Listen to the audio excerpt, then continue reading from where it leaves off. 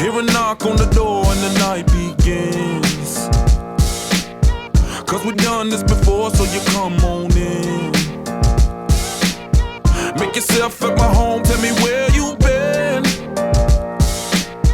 Pour yourself something cold, baby, cheers to this. Sometimes you gotta stay in, and you know where I live. Yeah, you know what we is. Sometimes you gotta stay in. Welcome to my house, baby, take control now. We can't even slow down. We don't have to go a while. Welcome to my house, play that music too loud. Show me what you do now. We don't have to go a while. Welcome to my house. Welcome to my house. Morning comes and you know that you wanna stay. Close the blinds, let's pretend.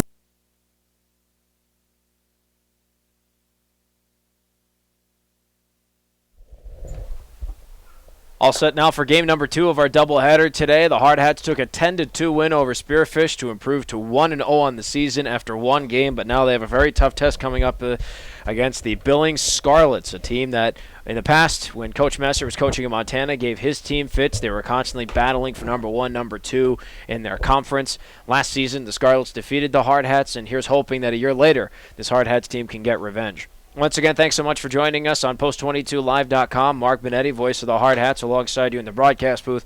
Joined, as I always am for these broadcasts, by my partner in crime, former American Legion third baseman out of Post 32 in Bellefouche, Teddy Leipold. And, Teddy, we saw a lot of great things in that first game here, but this is a tougher test. Not to speak anything towards the Spearfish team, but this Billings team is well, let's just face it, they're good.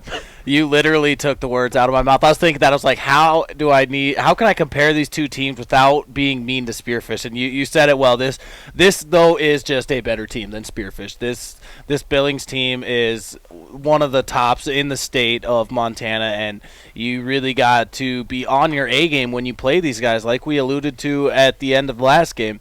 Early in the season last year, the Post 22 fell to these guys, and that was part of the 0-6 start that Post 22 experienced last year, and they're looking to remedy that this season. So you got to come out firing. Of course, Post 22 will be batting first in the visitors, so you got to come out and jump to an early lead. It's that first run mentality that you want to get on the board first. Even if they haven't had an at-bat yet, you still want to see that lead and to know that you can really just hang with these teams. These are two powerhouse baseball clubs going against each other, and this should shape up to be a heck of a ball game here this afternoon. Well, let's really quickly, let's go over the starting lineups here. We'll start off with the Hardhats batting order here. Walker Paz is going to lead off as he did in the last game. He's followed by Drake Messenger, who's out playing in left field. Zach Solano will take to the field this time. He's batting third. He'll play in center. Matt Vickers is going to hurl from the mound. He is the pitcher today, batting fourth. Batting fifth is Eric Petrie. He's out in right field. Sixth is Hayden McGriff. He will be at first base.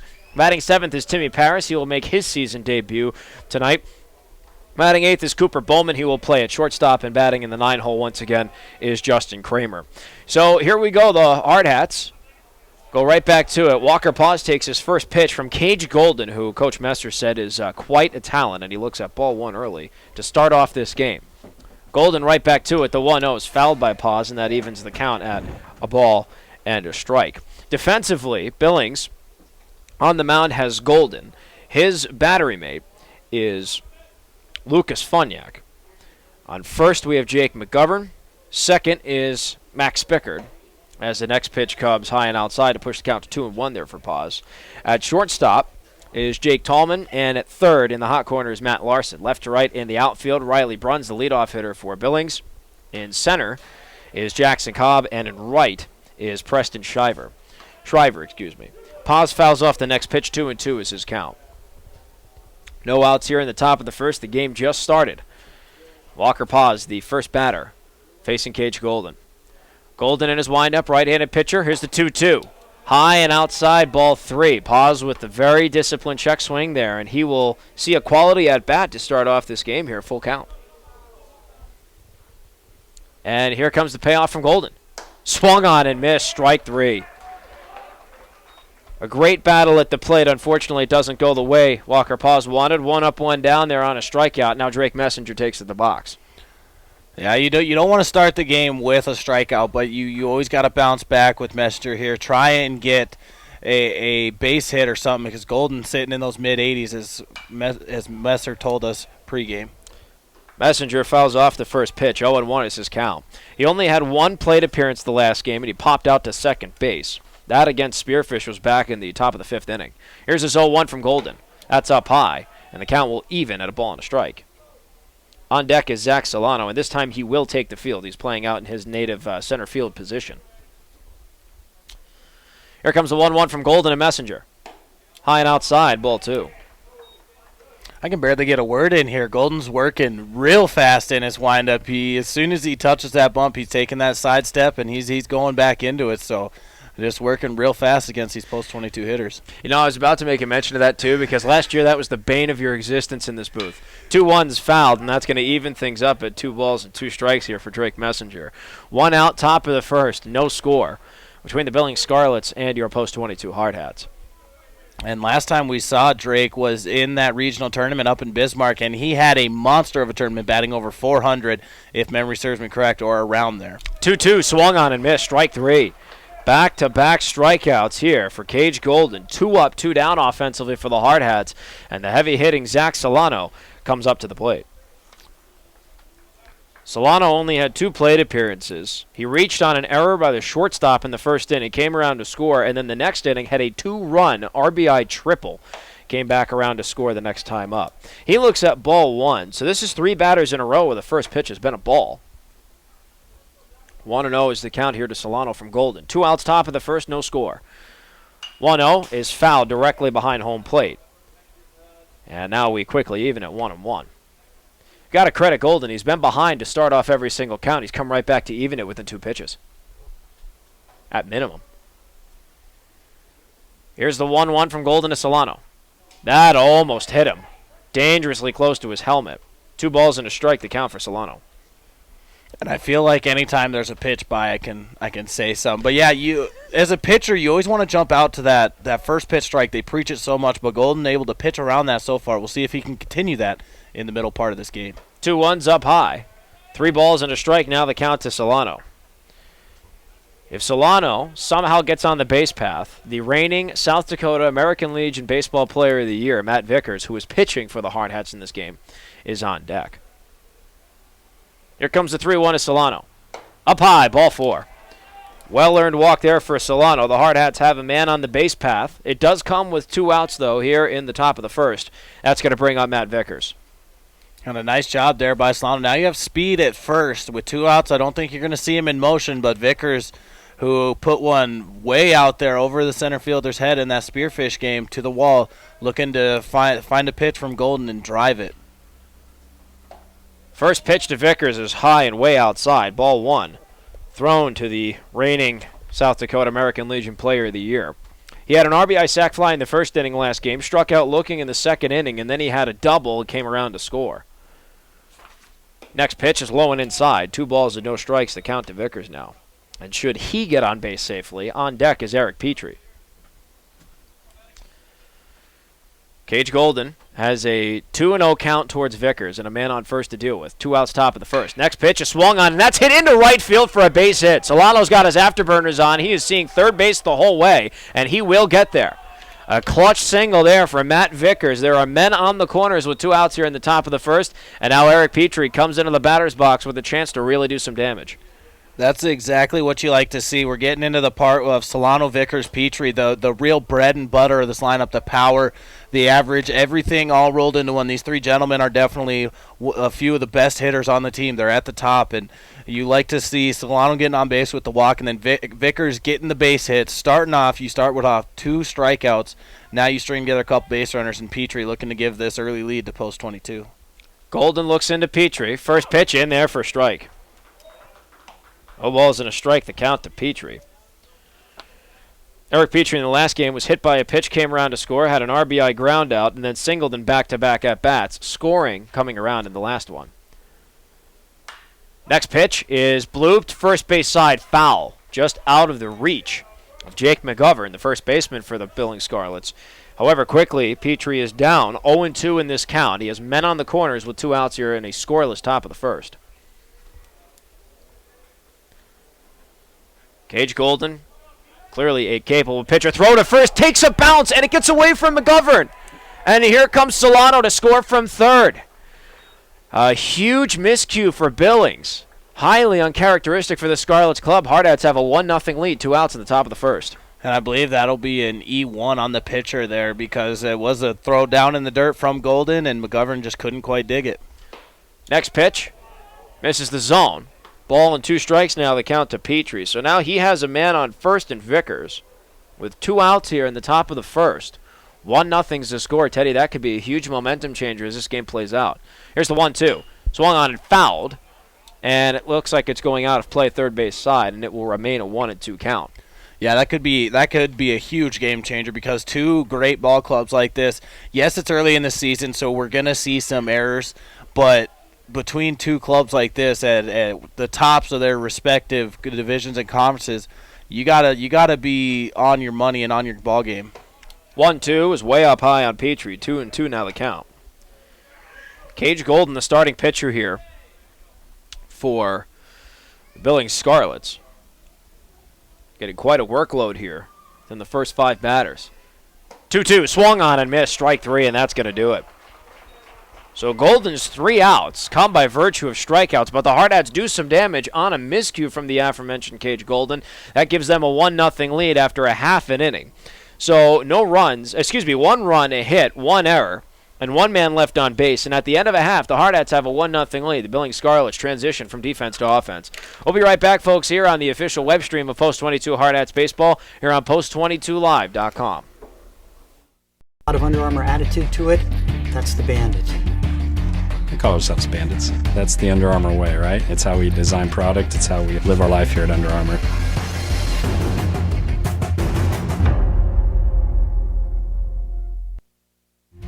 If you're a younger runner getting into running, you want a shoe that can do it all. You can train in, you can race in, it looks cool, has a lot of Under Armour attitude to it. That's the Bandit. Where will you find Black Hills State University graduates? Everywhere, locally, nationally, and internationally. Black Hills State University is where community leaders are inspired, where future teachers are prepared, where global connections lead to business connections, and where underground research is changing the way we understand the universe. Visit bhsu.edu and enroll now at Black Hills State University, where you can earn your degree affordably and with campuses in Spearfish and Rapid City. Stay in the beautiful Black Hills. Where does your future begin? At Black Hills State University, where anything is possible. Bottom half of the first inning now coming up here in Sheridan, Wyoming at Thorn Rider Park. Hardhats have a 1-0 lead after a half an inning, but now the Billings Scarlets come up to bat, so let's quickly recap their batting order for you. Up first is number 6, Riley Bruns. He is going to play out in left field for the Scarlets. Batting second is number 1, Jackson Cobb. He is out in center field. Batting third is number 2, Jake Tallman. He is the shortstop, and batting in the cleanup position is number 8, Jake McGovern. He is playing first base. Now, batting fifth is Lucas Funyak, the catcher. He is wearing number 7 on the back of his jersey. Matt Larson's playing the hot corner, wearing 18. He's batting 6th. Batting 7th is number 10, Cole Kramer. He's the designated hitter for the Billings Scarlets. Batting 8th is number 4, Max Spickert, the second baseman. And batting 9th is Preston Shriver, the right fielder, wearing 13. Matt Vickers, the lefty. First pitch is in there for a strike to Bruns. 0-1 the count. Defensive alignment for the Hardhats. Vickers on the mound. Timmy Paris is battery mate and catcher. McGriff at first. Paz at second. Bowman at short. Kramer in the hot corner at third. Messenger, Solano, Petrie left to right in the outfield. Vickers deals ball 1 up high. 1-1 now the count to Bruns. Hardhats looking to protect this 1-0 lead over here against Billings. Vickers right back to it. Lefty deals the 1-1. That's inside. 2 balls and a strike now the count.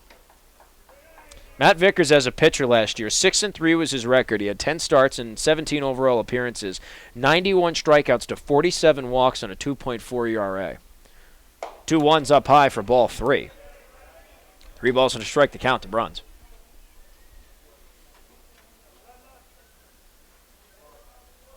Bottom half of the first inning, Hardhats have a 1-0 lead here over the Billings Scarlets. Here's the 3-1. Up high, ball 4. So Bruns gets on with a walk.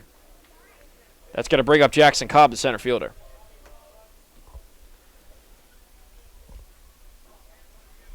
Yeah, and Vickers, you come in. He had a little, I don't want to say trouble finding the strike zone. He had a healthy mix of balls and strikes. He'd go deep into counts last summer, so you're looking for him to come out and really start attacking these hitters. Giving up that leadoff walk, you want him to come back and throw strikes. First pitch just misses up high in the zone. 1-0 the count. Jackson Cobb is now up. He is the center fielder for the Billings Scarlets, batting in the 2-hole here. He has a man on first with no one out here in the bottom of the first. Hardhats have a 1-0 lead. Vickers checks the runner on first, then deals. Swing and a miss. Strike one for Jackson Cobb. 1-1 now the count with Riley Bruns on first. Vickers with a great slider and a left-handed pitcher who, against a majority of right-handed hitters, gets a lot of ground balls, and that's what you're looking for in this situation. Double play ball will clear these bases for him. 1-1, check swing, and that is strike two. Ball and 2 strikes the count from Vickers to Cobb. He has a man on first with no one out here in the bottom of the first. Hardhats have a 1-0 lead. Strike 3. Got him. There was a check swing from Cobb. Regardless of whether he went or not, that was a great breaking ball right down the middle. The Hardhats have a man on, 1 out now defensively. That's going to bring up Jake Tallman, the shortstop. That's still a backwards K in my book. I didn't think he went around. He started to move his hands, but I don't think his bat even remotely crossed the plate. So I think that's a backwards K there for Vickers in the first out of this inning for the post-22 Hardhats. I'm going to take your judgment on that then. 1 on, 1 out, bottom of the first. Hardhats still with the 1-0 lead. Jake Tallman, the shortstop, is up, and he looks at ball 1, low and inside. Almost got away from Paris, but Bruns, who is standing on first for the Billings Scarlets, didn't move to second. So 1-0, the starting count now to Tallman. On deck, if a double play does not end this inning, is Jake McGovern, the first baseman. Part of that gaff we were talking about with the pitcher Cage Golden that allowed the Hardhats to get their first run. 1-0 is in there for a strike. Ball and a strike now the count from Vickers to Jake Tallman. Should the Hardhats end this inning now, 6, 7, and 8 will start. Hayden McGriff at first. Timmy Parrish, the catcher. Cooper Borman, the shortstop. 1-1 the count. Vickers checks the runner. Bruns on first. Here's a 1-1. Runner goes. Swung on and chopped foul. Third base side. And now the count goes to 1-2. Hit and run tried to be executed there, clearly. Yeah, now you gotta look, as Vickers is a pitcher. He's ahead in the count right now. If you can get an out at the plate, you might allow Bruns to get to second, but you don't want to get him in scoring position, so you gotta attack him and try to limit that hit and run. Maybe a pickoff over there. And the left-handed Vickers is already facing first base, so he can hold Bruns close to that bag. Vickers takes a look. 1-2. Little too inside. 2 balls, 2 strikes to count. 2-2 is the count to Jake Tallman, the shortstop. He's currently up. On deck is Jake McGovern, the first baseman. Hardhats have a 1-0 lead. Billings has a man on first and 1 out. Vickers looks into Timmy Parrish for the sign. Gets it. Checks to first. From the stretch, runner goes 2-2. Low and away. And the throw's not going to come from Timmy Parrish. Credit a stolen base there to Riley Bruns, going from first to second. So now there's a man in scoring position and a full count, too. That ball was in the dirt. 3-2 to Tallman. And now he has a man in scoring position to work with. Vickers needs an out at the plate here to relieve some of the pressure off that gentleman that's in scoring position right there, and Riley Bruns, on second. Time's called by Jake Tallman, the batter. Jake McGovern is on deck. It's a full count from Vickers to Tallman here in the bottom of the first. Hardhats with a 1-0 lead, looking to keep it that way. Vickers looks in for the sign. And now time is called, and Timmy Parrish is going to have a visit with him on the mound.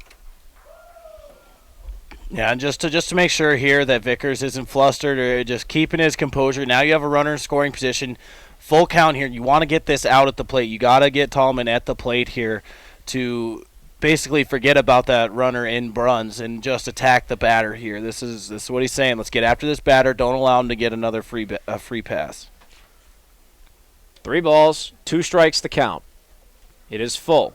Vickers checks the runner on second. Here's the payoff. Swung on, chopped foul, third base side. Nice battle going on here. The count will remain full at 3-2. Matt Vickers, a 6-3 record last season. He had 10 starts, 17 overall appearances, 2.4 ERA, 91 strikeouts to 47 walks. He can do it all. He can hit, he can pitch, he can field. Checks the runner at second. Here's the payoff. Swung on and popped. Shallow right field. Petrie charges, and he makes the catch. Bruns is going to hang on second. Because Petrie not only has a cannon, but he was very shallow into right. He could have made any play to third. A huge out for this Hardhats club. 2 down with that man in Bruns in scoring position on second. That's going to bring up Jake McGovern, the cleanup hitter and first baseman. Yeah, that is a huge out right there. Now, like I said before, you can just attack the batter. Yes, you want to be mindful Bruns is on second base, but you can go after the batter. McGovern is the final out of the inning. You play him like that, and then you go in and try and hit. So if you're Matt Vickers right now, you just attack McGovern and battle with him. On deck, if necessary, is Lucas Funyak, the catcher. 2 outs now, bottom of the first. There's an off-speed pitch for strike 1 from Vickers. 0-1 the count to Jake McGovern, the first baseman. He has a man on second with 2 outs here in the bottom of the first. Hardhats looking to keep their pristine 1-0 lead intact. Vickers now in his first start of the season. Checks the runner in Bruns on second. Looks back, here's the 0-1. Inside, caught the corner, strike 2. Now Matt Vickers is 1 pitch away from ending the first inning and keeping the Hardhats ahead 1-0.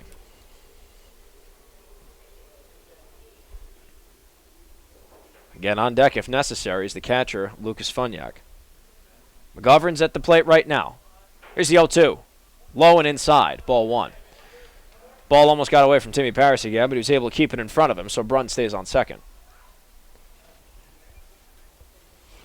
We saw that last year. It takes a lot for a ball to get past Timmy Paris. He does a nice job backstopping there and really bails these pitchers out if they get in the dirt. So nice job from him keeping that in front of him and keeping the runner in Bruns at second base. Oh, he is a brick wall back there, no two ways about it. Here's the 1-2. Ball skipped away on a check swing. McGovern didn't go, and in the ensuing shuffle, Bruns goes to third on a pass ball. Not what you wanted to give the Billings Scarlets there. Now their threat is 90 feet away from home. Another crucial pitch. 2-2 is the count here from Vickers to McGovern. Yeah, that's tough right there. I think it bounced off the umpire as well, and that makes it hard for a catcher to locate the ball when it's set off his course. So it's runner 90 feet away here, but with 2 outs, you got to attack the batter, and you can't give anything for free here to McGovern. 2-2. Swung on and popped up. Timmy Parrish trying to locate it behind home plate. Timmy is up to the fence, and the ball just took a spin and went right behind him. He was right in the area. Timmy Parrish was right there, but you know how crazy it is on a pop fly like that, Teddy. That ball with so much spin, it changes trajectory, and it's hard to track. Yeah, that spin up there will really send it back. But as a catcher, you got to be able to locate those balls and track them because that could have been a final out, not allowing a run. So now Vickers needs to bear down, try and get this out once again, and get out of this inning with that narrow lead intact. 2-2, swung on and ripped to third. What a catch made by Justin Kramer, and that ends the threat. Billings is going to leave a man 90 feet away from home, and after 1 full inning, the Hardhats have their 1-0 lead intact. No runs, hits, or errors, but 1 man left on base, and at the end of 1, Post 22 has a 1-0 lead over the Billings Scarlets. Top of the second coming up, Hayden McGriff, Timmy Parris, and Cooper Bowman will transition to the offensive. We'll be right back, folks, here on the official web stream of Post 22 Hardhats Baseball here on Post22Live.com. Maintaining healthy eyes requires regular vision exams. Dr. Paula Sorensen at Envision Optical and Eye Care strives to provide quality vision solutions and exceptional customer service. She values the opportunity to build a lifelong friendly relationship with you and your family. Envision Optical and Eye Care on West Main, across from the guard camp. Maintaining healthy eyes requires regular vision exams. Dr. Paula Sorensen at Envision Optical and Eye Care strives to provide quality vision solutions and exceptional customer service. She values the opportunity to build a lifelong friend. This is Mark, the Freedom Poet, and I want to tell you about two wonderful candidates for South Dakota legislature, Sean McPherson and Craig Eriks. I've known both of them for many years, and I trust them to be faithful champions of our precious Constitution. That includes how they defend our Bill of Rights. Faith, family, and freedom are very important to these men, and they cannot be bought or pressured to vote for anything that they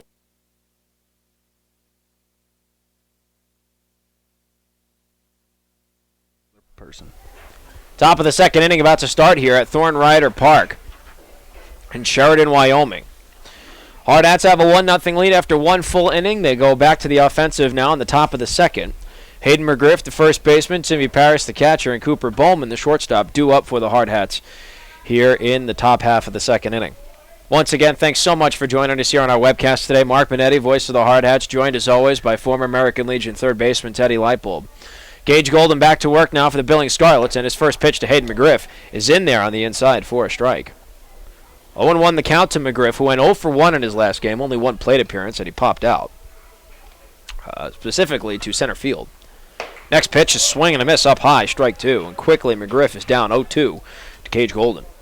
Yeah, and Gage Golden, like Coach Messer alluded to earlier, said he's a very good pitcher that we'll be seeing the mid-80s fastball, good movement on his breakers, so a tough time here for these post-22 hitters. 0-2 is up high. McGriff doesn't chase. Ball and 2 strikes now the count, so he's going to see another throw here. Timmy Paris is on deck, the backstopper for this Hardhats club, and the battery mate of Matt Vickers. Here's the 1-2 to McGriff. Low and away. That's going to even the count at 2 balls and 2 strikes. This is the kind of pitcher that you like to see early on, though. When you're playing against a team like Spearfish, yes, you did things good.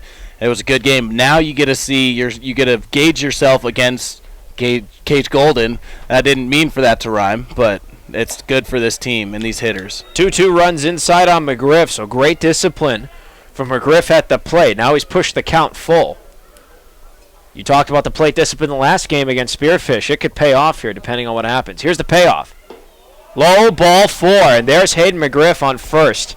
Couldn't have teed that one up any better, but seriously, Teddy, you made the point last game. The plate discipline was huge. Here's McGriff down 0-2 on 2 pitches, battles back, and now he's on first. Yeah, and that's the second walk issued by Golden. The first one was Solano, who came around to score the only run of the game. So those walks have come back to hurt him. Now with no outs, you got that leadoff runner on. Timmy Paris is now up. His first pitch is hit to second. It's a 4-6-3 double play. We didn't tee that one up very well then. No, we did not. 4-6-3 double play for Timmy Paris. That was unfortunate after McGriff had battled right back so quickly. The Hardhats now have 2 outs. Cooper Bowman's now up to the plate. And he got a brief opportunity last game to play in the field and to bat. He went 0 for 1 as well. He flew out to right field. First pitch is fouled. 0-1's the count. We mentioned it earlier, Teddy, about Cooper, that he now takes over for Tanner Simons, ironically enough, is wearing his number 22. But now he's pretty much the front runner to take over the shortstop position, but I'm sure we'll see Riley McSherry in there as well. Gage Golden deals the 0-1 to Bowman.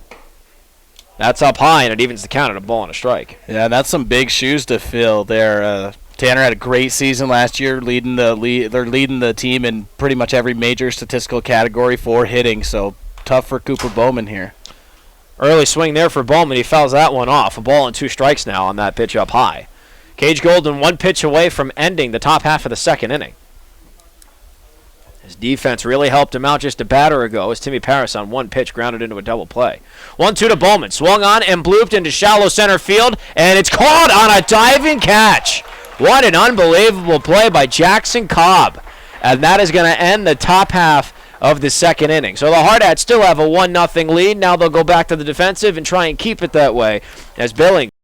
7 in the order. Lucas Funyak, the catcher. Matt Larson, the third baseman. Cole Kramer, the designated hitter.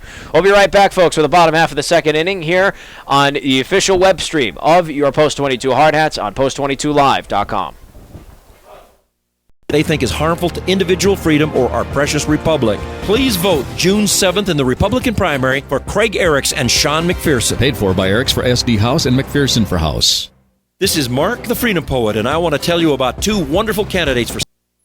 At Farm Bureau, when we talk about protecting what matters most, we're not just talking about things with walls and things with wheels. We're talking about people, your family, Everything that's important to you is important to us.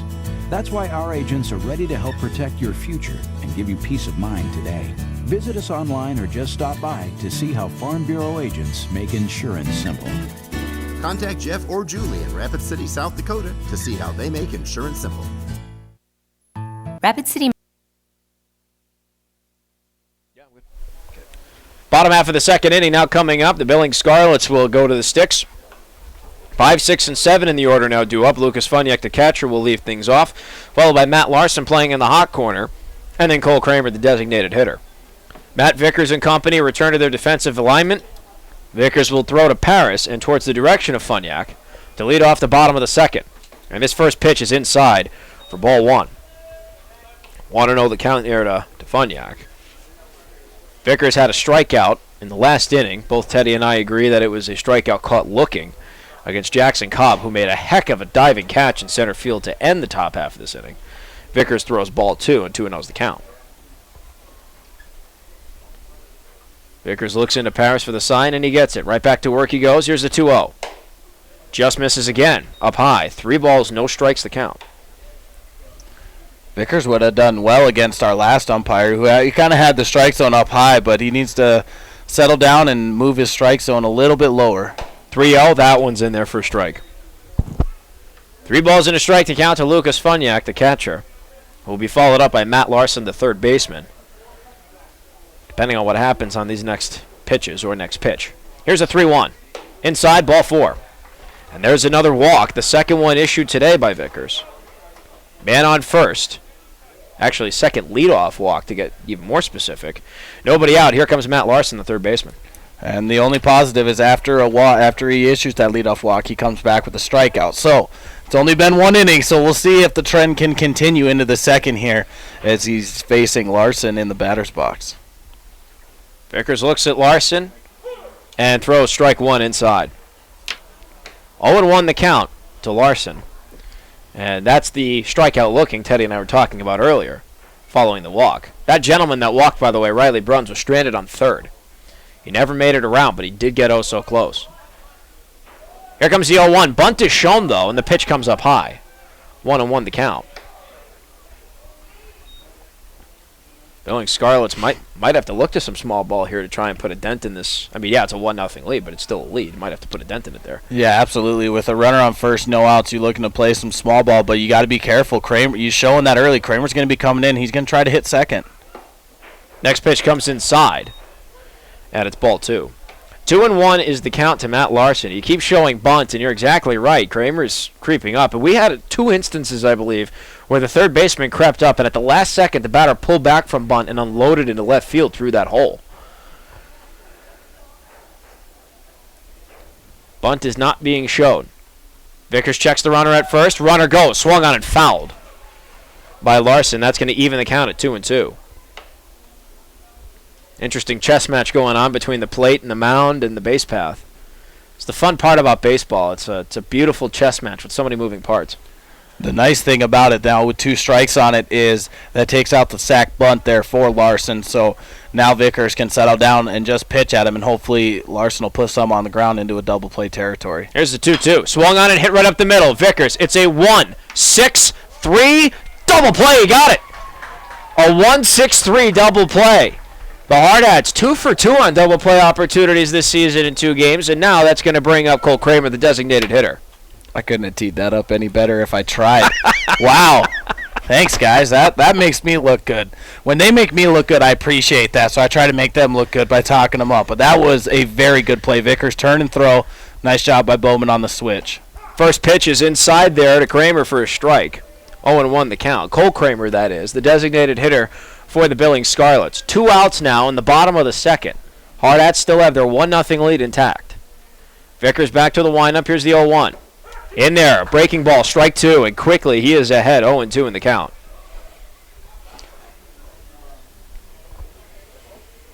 Vickers looking to put an end to this second inning here. Into the windup he goes. Here's the 0-2. Up high, it gets away from Paris. Ball 1. Cole Kramer, the designated hitter, should he get on base, Max Spickard, the second baseman, will come up. He is in the Now, it's not really an on-deck circle, an on-deck area, if you will. Here comes the 1-2 from Vickers. Just missed inside. Just missed, and the count evens to 2-2. I think the umpire even second-guessed himself. I swear I saw the hand going out to ring him up, but then he decided against it, so Vickers has to do one more pitch at least here to Kramer. 2-2. Check swing didn't go, and it was inside, so now the count has been pushed full. Big payoff pitch coming up for Vickers here. He's trying to end the second inning and keep this 1-0 Hardhats lead intact. Here comes Vickers. Payoff, caught him looking, strike 3. And that's going to do it. So Matt Vickers has 2 strikeouts. Both of them catch the batter window shopping, and that is going to end the second inning. No runs, hits, errors, or anybody left on base, and at the end of 2 full innings, the Hardhats still have their 1-0 lead intact. Back to the offense we go. Justin Kramer will lead off, then back to the top of the order to Walker Paz and Drake Messenger. Top of the third inning coming up. You're listening to the official web stream of your Post 22 Hardhats here on Post22Live.com. Medical Center honors tradition. Hi, I'm Jennifer Tricano, Chief Executive Officer. Owned by physicians, we love this community because it's our home. We coach Little League, are veterans of the armed forces, and send our kids to school with yours. 14 specialties in all, we've treated your family's healthcare needs since 1948. Like Post 22 baseball, we set higher expectations for ourselves because that's what our legacy demands. Call 342-3280. If you're a younger runner getting into running, you want a shoe that can do it all. You can train in, you can race in, it looks cool, has a lot of Under Armour attitude to it. That's the Bandit. We call ourselves Bandits. That's the Under All set now for the top of the third inning. The Hardhats will go right back to the sticks, and Justin Kramer playing in the hot corner will lead things off for the Hardhats, followed by the top of the order with Walker Paz and Drake Messenger. Justin Kramer comes into this game. He struck out twice in the last game. He is 0 for 4. Grounded out 1-3 and then 3-1. Struck out twice. He looks at a first pitch strike inside. 0-1 is starting count. Walker Paz and Drake Messenger up next. Both of those gentlemen are 2 of the 3 strikeouts that Cage Golden has. Next pitch is tattooed to center field. Tracking it just shy of the warning track was Jackson Cobb. He made a heck of a diving catch earlier, and he makes a pretty routine one there as he catches up to the tracking of the ball. 1 up, 1 down for the Hardhats. Back to the top. Here's Walker Paz. And even though Kramer is still looking for his first hit of the season through that first game and now this one, it's nice to see him make that solid contact at dead center field. That'll give him a little confidence boost and help him try to put a ball in play in his next at-bat. First pitch to Walker Paz from Cage Golden is ball 1. 1-0 is the count, and as I mentioned, Paz struck out swinging. He had a full count to start off the offensive entries for the Hardhats. Next pitch catches the outside corner. There's a 1-1 count now for Paz. He led the team last year with 51 walks, also had a .369 batting average, and 70 runs. Next pitch is in the dirt. 2 balls and a strike to count to Paz. Just a complete player all around, too, Ted. He's responsible. He plays the game the right way. You run into the good problem of you run out of so many things to say about him because you touch them all within one breath. Here's his 2-1. High and away, ball 3. Yeah, absolutely. He is a complete baseball player, and you can tell that from day one when we're watching this young man. Everything, he can do anything you ask him to on the baseball field, and that's all you can ask for, really, if you're a coach. 3-1s down low and inside for ball 4, so there's another walk for Walker Paz. Man on first now for the Hardhats, and 1 out in the top of the third. That's going to bring up Drake Messenger. So it's good to see that these Hardhats have rebounded. 3 strikeouts in the first inning here for Cage Golden, not a single one since. Yeah, absolutely, and that's the third walk issued by Golden in this ball game. So, maybe you're in the dugout and you're thinking, hey, I'm going to take a pitch or two because he's kind of wild today. First pitch is up high for ball 1. 1-0 the count to Drake Messenger, who, as I mentioned, struck out the last time he was up. There were back-to-back strikeouts there. Golden looks in, 1-0 the count to Messenger. Next pitch is popped foul. Looks like that's going out of play. There's the thud on the canopy, and the count evens now at 1-1. I don't know why I find that so amusing, but it just is. It'll always get you. I really want to go back and see if we can hear these thuds, because some of them are pretty loud, and I believe our mics could pick up on a few of them. Maybe the next one I'll try to hold my mic out this window and see if it won't pick it up. Runner goes, and the ball hits Messenger in the helmet. So it doesn't matter. Walker Paz was so close to a stolen base, but ball hits Messenger in the bucket. So now you have 2 men on with 1 out, and that brings up Zach Solano, and this is the stage that he lives for, Teddy. We talked about over and over last year how he loves having a scenario where he can really do some damage. Well, he was leading the team with runners in scoring position, batting average last year. And now you have a runner, Walker Paz, in scoring position. He's ready for this. He's faced pitchers like this. He's been at this level. He's been in the situation. He absolutely loves this, and that's what makes him such a dangerous and such an effective hitter. First pitch to Solano was low and away for ball 1, and you and I had mentioned it for quite some time already in this game alone. Solano was the first walk issued by Cage Golden. He's the only person that has come around to score in this game. Hardhats with the 1-0 lead. Golden looks in, 1-0. Ball is check swung to second. Stop is made. Throw to first is in time. So Spickard to McGovern, 4-3 fielder's choice. The runners, however, advance. Now the Hardhats have 2 outs, and Matt Vickers coming up. But those 2 gentlemen are on second and third, and reigning South Dakota American Legion Player of the Year is now in the batter's box. Yeah, Matt Vickers is definitely looking. A base hit will extend this lead by 2 runs. You got good speed. Walker Paz, of course, can fly, and Drake Messenger can also run just as fast. So if you can get a base hit here from Vickers, that's all you need. These 2 gentlemen can get around. Even a little blooper to the outfield, you could still see him try and stretch it into home. So this is a big at-bat here in this ballgame with 2 teams so closely matched. If you can jump out to a 3-run lead here with Vickers trying to drive in these 2 runs, that will help you immensely into the middle innings of this ballgame. And this at-bat was so important that there was a conference right there on the mound just moments ago. So, Billings understands what's on the line here. A player of Mr. Vickers' talent level and this scenario, it's pretty dangerous. Here comes Golden. His first pitch to Vickers. Catches the outside corner for strike 1. And it's kind of interesting. I mean, you don't have much better option with Eric Petrie on deck, but with first base open, you're kind of surprised that they wouldn't walk him, but Vickers is looking for this moment. 0-1, swung on and missed up high, strike 2. No balls, 2 strikes the count here for Matt Vickers.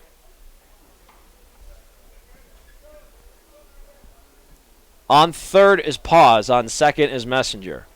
2 outs, top of the third. Hardhats have a chance to do some damage. Golden wants to end it. Here's the 0-2. High and away. Vickers doesn't fish. And so 1-2 now is the count. As Teddy mentioned, if necessary, on deck is Eric Petrie. Should Vickers somehow get on the base path. Here's 1-2. Low for 2-2. Now the count. Great patience again. It's beaten like a dead horse, but patience at the plate. This is a critical moment. Yeah, you don't give him anything for free. If you strike out on a strike, that's something else. But if you swing at a ball and strike out, you don't want to end an inning that way. 2-2, swung on and missed, strike 3, and that's going to end it. Unfortunate turn of events here for the Hardhats. They strand 2 men in scoring position. No runs, no hits, no errors, and 2 men left on base. And at the end of 2.5 innings, the Hardhats still have their 1-0 lead. Look to keep it that way on the defensive. They are now going to see the 8 and 9 hitters, Max Spickard and Preston Shriver, in that order, and then go back to the top of the order to Riley Bruns. Folks, we'll be right back here with the bottom half of the 3rd inning on the official web stream of the Post 22 Hardhats here on Post22Live.com. Under Armour way, right? It's how we design product. It's how we live our life here at Under Armour.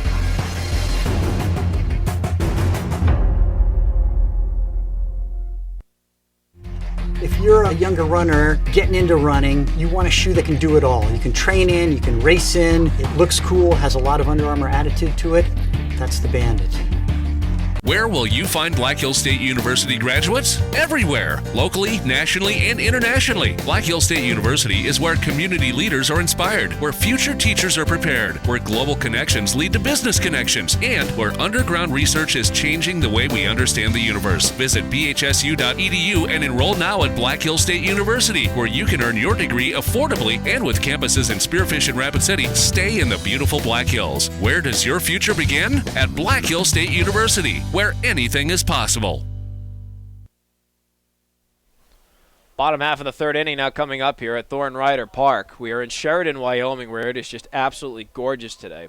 Temperature is hovering around 59 degrees. It is bright. It is sunny. This is a true opening day atmosphere, as Teddy pointed out in the last game we had earlier today against the Spearfish Spartans. Bottom half of the third, Hardhats have a 1-0 lead. Matt Vickers and company return to their respective defensive positioning. And Vickers deals ball one to his leadoff batter of this inning, Max Pickard, the second baseman for the Billings Scarlets. Here's the 1-0. Up high, ball two. And 2-0 quickly the count.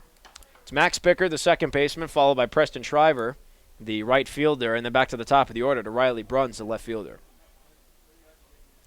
2-0 is the count. Here comes Vickers. Right down the middle, 2-1. No question about that.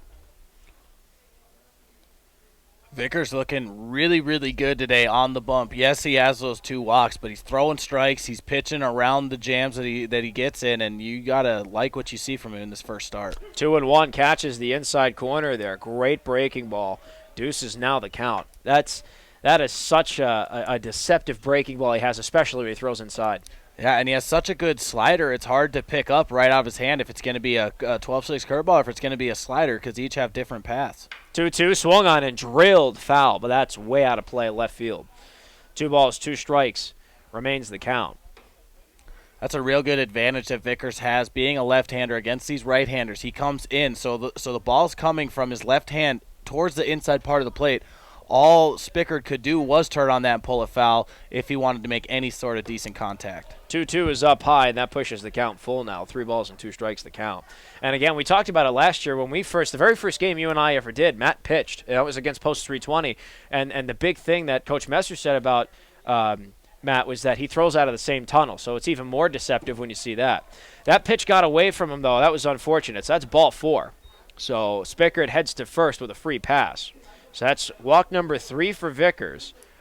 3 innings in a row he's led off with the walk, and now that's going to bring up the 9-hole hitter, Preston Shriver. You know, and it hasn't come back to bite him yet, but if you keep allowing these leadoff hitters on base, especially by a walk, that could come back and bite you later, because that tying run is now on first base, so you want to get another ground ball as they're looking to play small ball. And they are looking to play small ball. That pitch almost got away from him again, but a great recovery and catch by Timmy Parrish there. Ball 1 dealt to Preston Shriver, the right fielder, and you're exactly right, too. He's showing bunt. Justin Kramer is coming up within 3 feet of the plate to make sure he gets the early jump on it. 1-0 the count. Vickers checks the runner at first. Bunt is shown. The next pitch up high, ball 2. 2 balls, no strikes to count. These last couple of pitches, the last 3 to my count, have gotten away from Vickers. Yeah, he's just sailing on him. It almost looks like he might be trying to throw it a little too hard, and especially with the 9-hole hitter in Shriver showing bunt, just throw it in the zone, take the out, and continue on down the way. So you got to find the zone. You don't want to give a free pass while he's trying to give you a free out. There's 2-0. That one is pushed fair, just fair. Thought it was going to roll foul. But Hayden McGriff gets the stop at first. I apologize for sounding so quizzical about that. But Hayden gets the stop. No, they're saying that it was fair. There was a play towards second. Not too sure exactly what had happened there. Regardless, the sacrifice bunt executed. The out is at first. The gentleman advances to second, I guess. At the end of the day is what we're really looking at.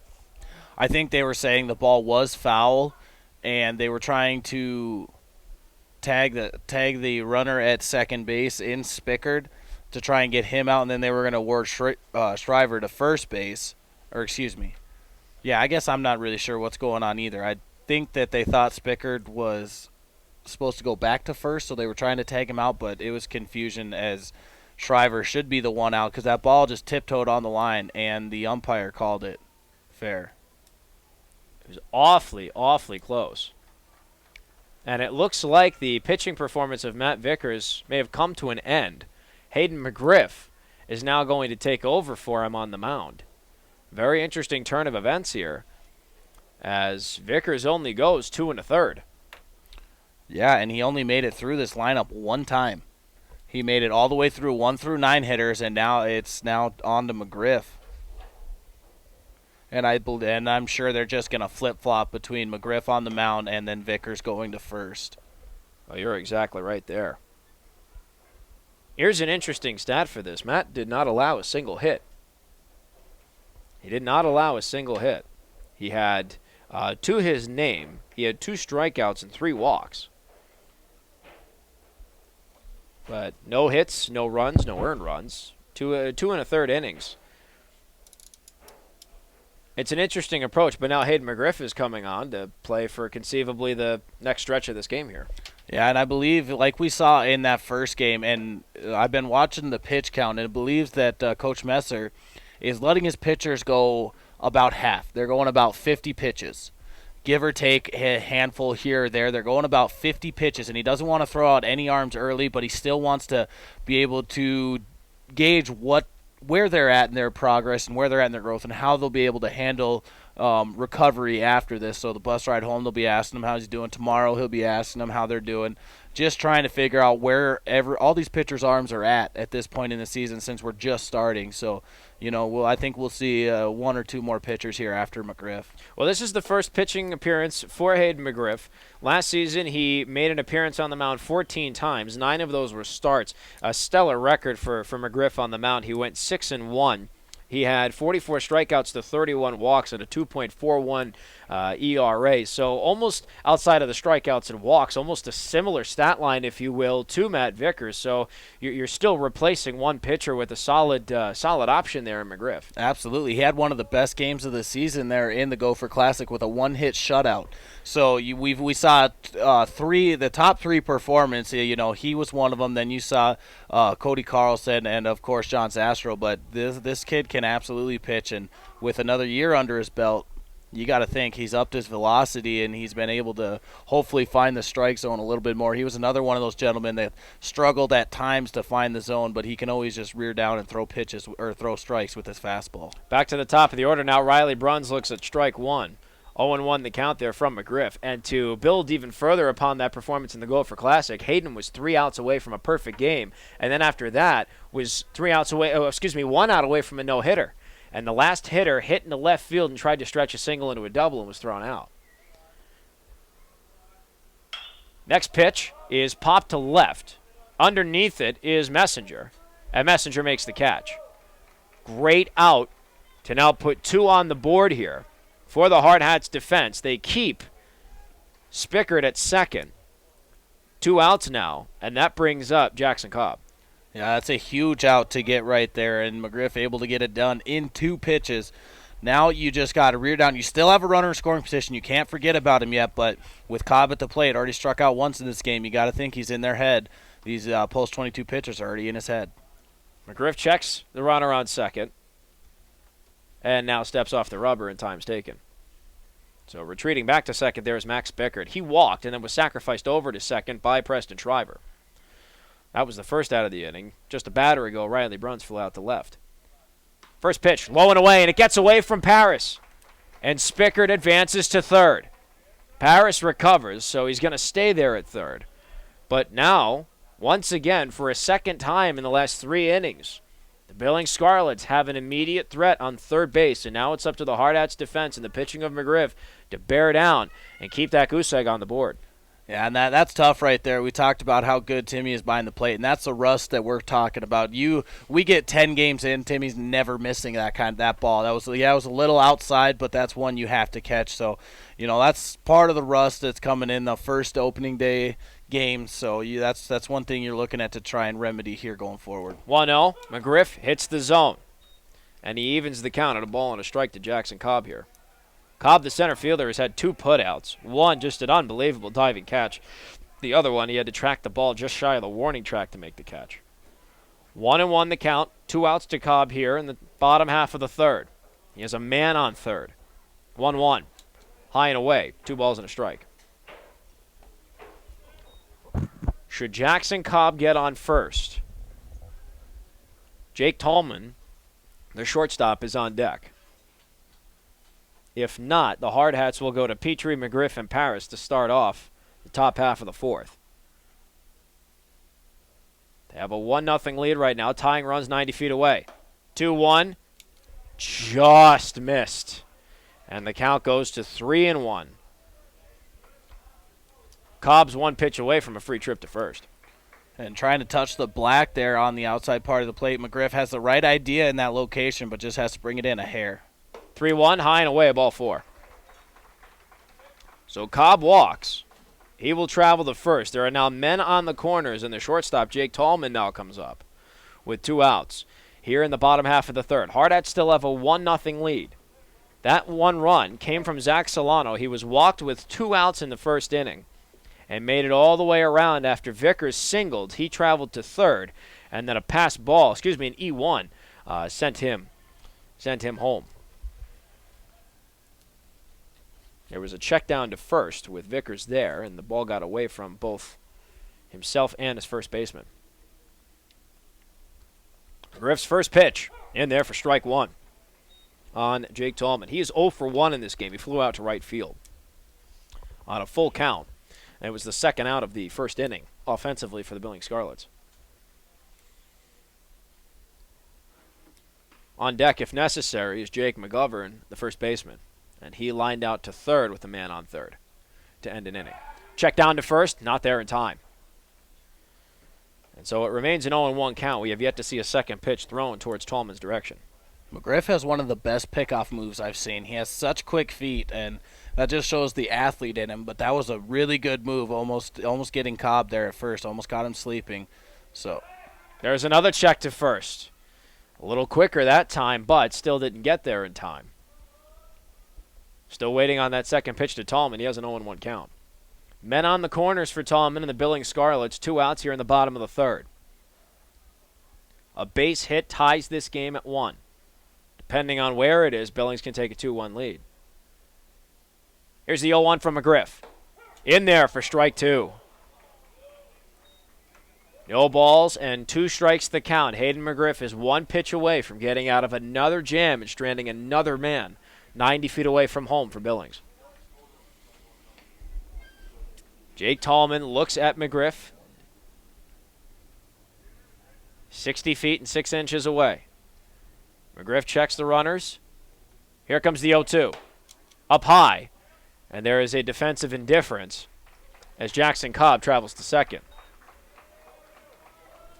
So now a ball and 2 strikes is the count to Tallman.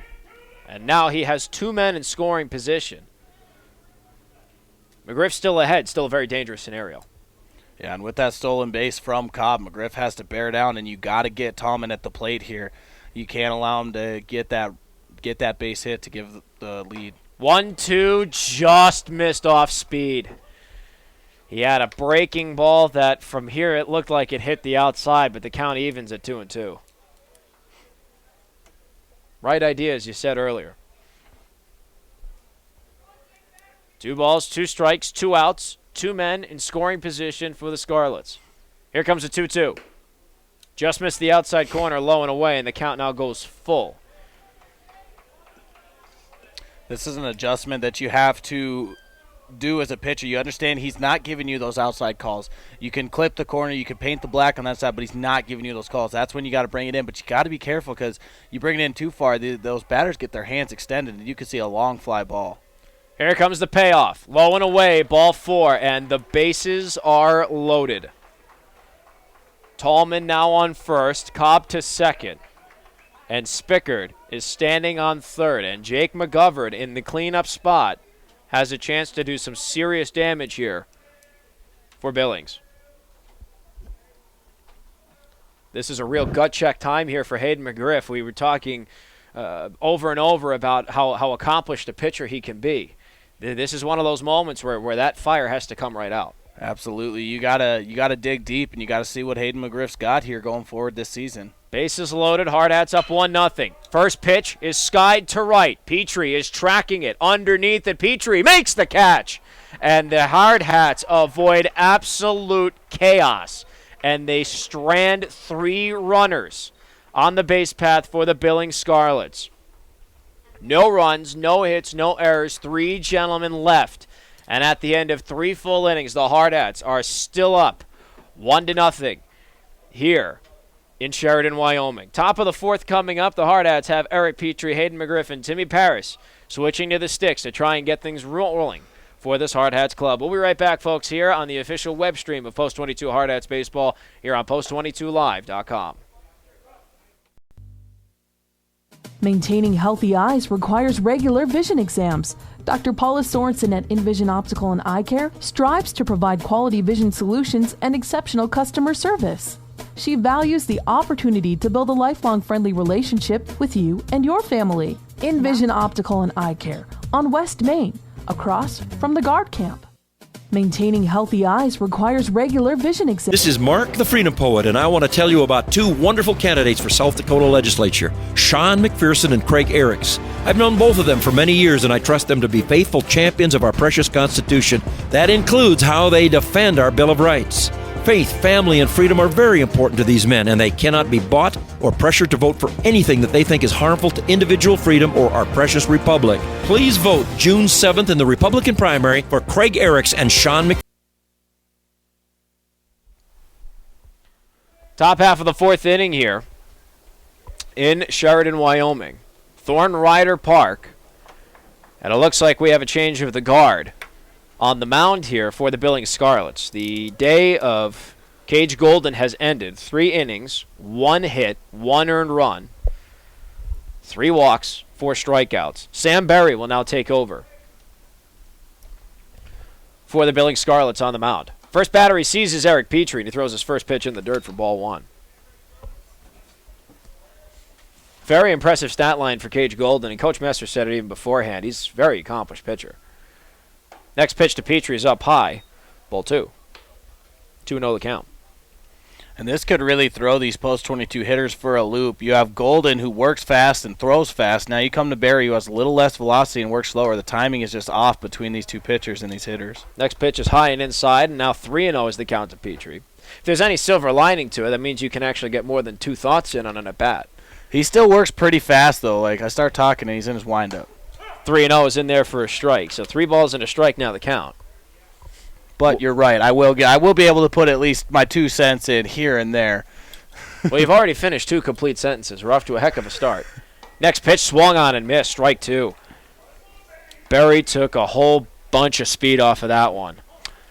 And that's what I'm talking about with timing right there. You go from a fast pitcher to a slow pitcher. Yeah, they might think it's an advantage, but it's tough. 3-2 is popped up. Looks like it's coming shallow right field. There's a Bermuda Triangle surrounding the ball, and the ball's dropped! And Petrie takes off for second, and the throw is not in time, and it skips away and goes into left. But Petrie's going to hang on at second.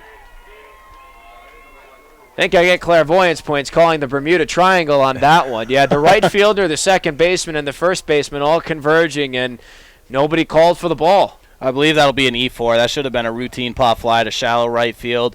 The second baseman in Spickard, he waved his arms. He obviously was one going for the ball, so I believe that'll be an error charge to Spickard, E4, as Petrie's able to get into scoring position just on that one little error, and that ball was probably 20 feet away from him when he was rounding first. So now here comes Hayden McGriff with the chance to possibly double the Hardhats lead or at least advance Petrie. His first pitch is low for ball 1. McGriff walked his first time up, but he didn't get anywhere further than first base. Yep, and officially it is ruled an error there to Spickard at second base. So now Sam Berry looking for a signal here, and now steps off the rubber, steps back on. It looks like we're getting ready to roll. Berry takes a look at Petrie there on second. Hayden McGriff has a 1-0 count. Nobody out here top of the 4th. Hardhats with a 1-0 lead. 1-0, swung on and hit foul. First base side out of play. That'll even the count at a ball and a strike. Following Hayden McGriff is Timmy Paris. .291 batting average last season. He had 40 ribbies, too. Probably the most clutch play of the year for Timmy Paris was that double in the bottom of the 10th state championship game against Yankton. McGriff shows bunt, and then Berry steps off the rubber here. Small ball to advance Petrie to third. It's an interesting strategy. Yeah, absolutely. You want to double your lead here. You have a narrow 1-run lead. If you get the sack bunt down and get the runner over, you can get the sack fly to score him. McGriff shows bunt, and he lays it down right to the pitcher. Berry gets it. Throw to first is in time. Perfect execution of the sacrifice bunt from Hayden McGriff. And now Petrie's 90 feet away from doubling the Hardhats lead to 2-0. Timmy Barris now responsible for driving him in at the moment. Yep, and that's with the one out still left, with the one out in this inning, a sacrifice fly will score him. So all Timmy Paris has to do right now is basically put the ball in play. But the Billings Scarlets are playing on the grass, trying to prevent that run. First pitch to Timmy Paris comes into the dirt. 1-0 his starting count. And you're exactly right. They are right on the fringe of that grass. They're going to come home if they get a grounder, and that leaves them vulnerable. If Paris can get a good wood on it, they could maybe find a hole and poke it into the outfield. Here's a 1-0. Paris bloops it to right. And it's going deep. That ball's got some distance on it at the warning track, and the ball is dropped. That is a fair ball. Petrie is going to score. Paris is rounding all the way to third, and the throw is not in time. What a clutch RBI triple for Timmy Paris, and the Hardhats have doubled their lead to 2-0. That was a absolute great hit. That was only 2 feet on the side of fair ball, and that's tough. You saw Shriver get over there and try to cover some ground, make the diving catch, just couldn't, and Paris put the ball right in the corner there in right field, doubled that lead for Post 22, and now replaced himself standing on third, so that sacrifice fly will still score him if the ball can get put in play here by Cooper Bowman. And that is a huge run, too, Teddy. Constantly we have seen Billings with a man on third with a threat of tying the game. If they're in a scenario like that again, the only thing they can do, depending on the base running scenario, is have it. Now up next, we have Cooper Bowman, and he looks at strike one. So 0-1 is his count, and he has Timmy Paris 90 feet away to his left. Quickly to it, the 0-1 is in the dirt, and that will even the count at a ball and a strike. You know, we mentioned the clutch double he had in the state championship, and then he follows it up with a clutch triple that doubled things to 2-0. Here's the 1-1 now to Bowman. Up high, 2 balls and a strike, now the count. On deck is Justin Kramer, who in this game is 0 for 1. He flew out to center field last time he was up. Berry looks in. Here's the 2-1. Swung on and missed. 2 balls and 2 strikes, now the count to Cooper Bowman. Timmy Paris is on third, 90 feet away from tripling the Hardhats lead to 3-0. 2-0 is what it stands at right now. 2-2 to Bowman. Off speed is swung at and knifed into right field. That's a base hit. Paris is going to score from third. Bowman's going to hold up at first. It's a 1-out RBI single for Cooper Bowman, and the Hardhats now have a 3-0 lead. 2 of those runs in this inning alone. Just a nice job. It was kind of a half swing, but that's what you do when you go opposite field. Cooper Bowman threw his hands at the pitch, took that outside, just blooped it right over the head there of McGovern at first, and got an RBI single. Now 2 runs scored in this inning, the 3-0 lead. Looking good here for the Hardhats in the middle part of this ball game. And now here comes Justin Kramer, still looking for his first hit of the season. Shows bunt, but then immediately pulls back. Either way, pitch was outside for ball 1. 1-0 is the count to Justin Kramer. He has Cooper Bowman on first. On deck, if necessary, goes back to the top of the order. That's Walker Paz. Check down to first. Not there in time. Double play can still end this inning. So Walker Paz in the on-deck area, just patiently waiting to see what transpires. Here's the 1-0. Low and away, 2 balls and no strikes to Justin Kramer. One of the things I loved pointing out about Justin last year with you is that when he got on the base path, one of the most intelligent base runners his team had. He's a very smart baseball player on the base path, in the field, and at the plate. Runner goes, pitches outside, and the throw skips to second. And so in with the stolen base is Cooper Bowman. He's now in scoring position. And Justin Kramer now has a 3-0 count. And time is called to briefly conference here with the starting pitcher. That is McGovern, the first baseman, coming over just to give him a love tap, tell him everything's going to be all right. Kramer, excuse me. And now Kramer set up very well here to try and drive in this 3rd run of the inning and 4th of the ball game. So Kramer looking to make contact and make a big hit first of the game. 3-0, up high, ball 4. He's going to have to wait another at bat for that one. But he gets a free pass to first. And now Walker Paz comes up with 1 out here in the top of the 4th. Men on first and second. And his team with a 3-0 lead, and again, 66% of those runs have come in this frame alone. Yeah, and Kramer, that either way, he'll take up any base he can get. He has great speed, like you said, intelligent base runner. If Walker Paz can find a hole here, you could definitely see Kramer scoring from first.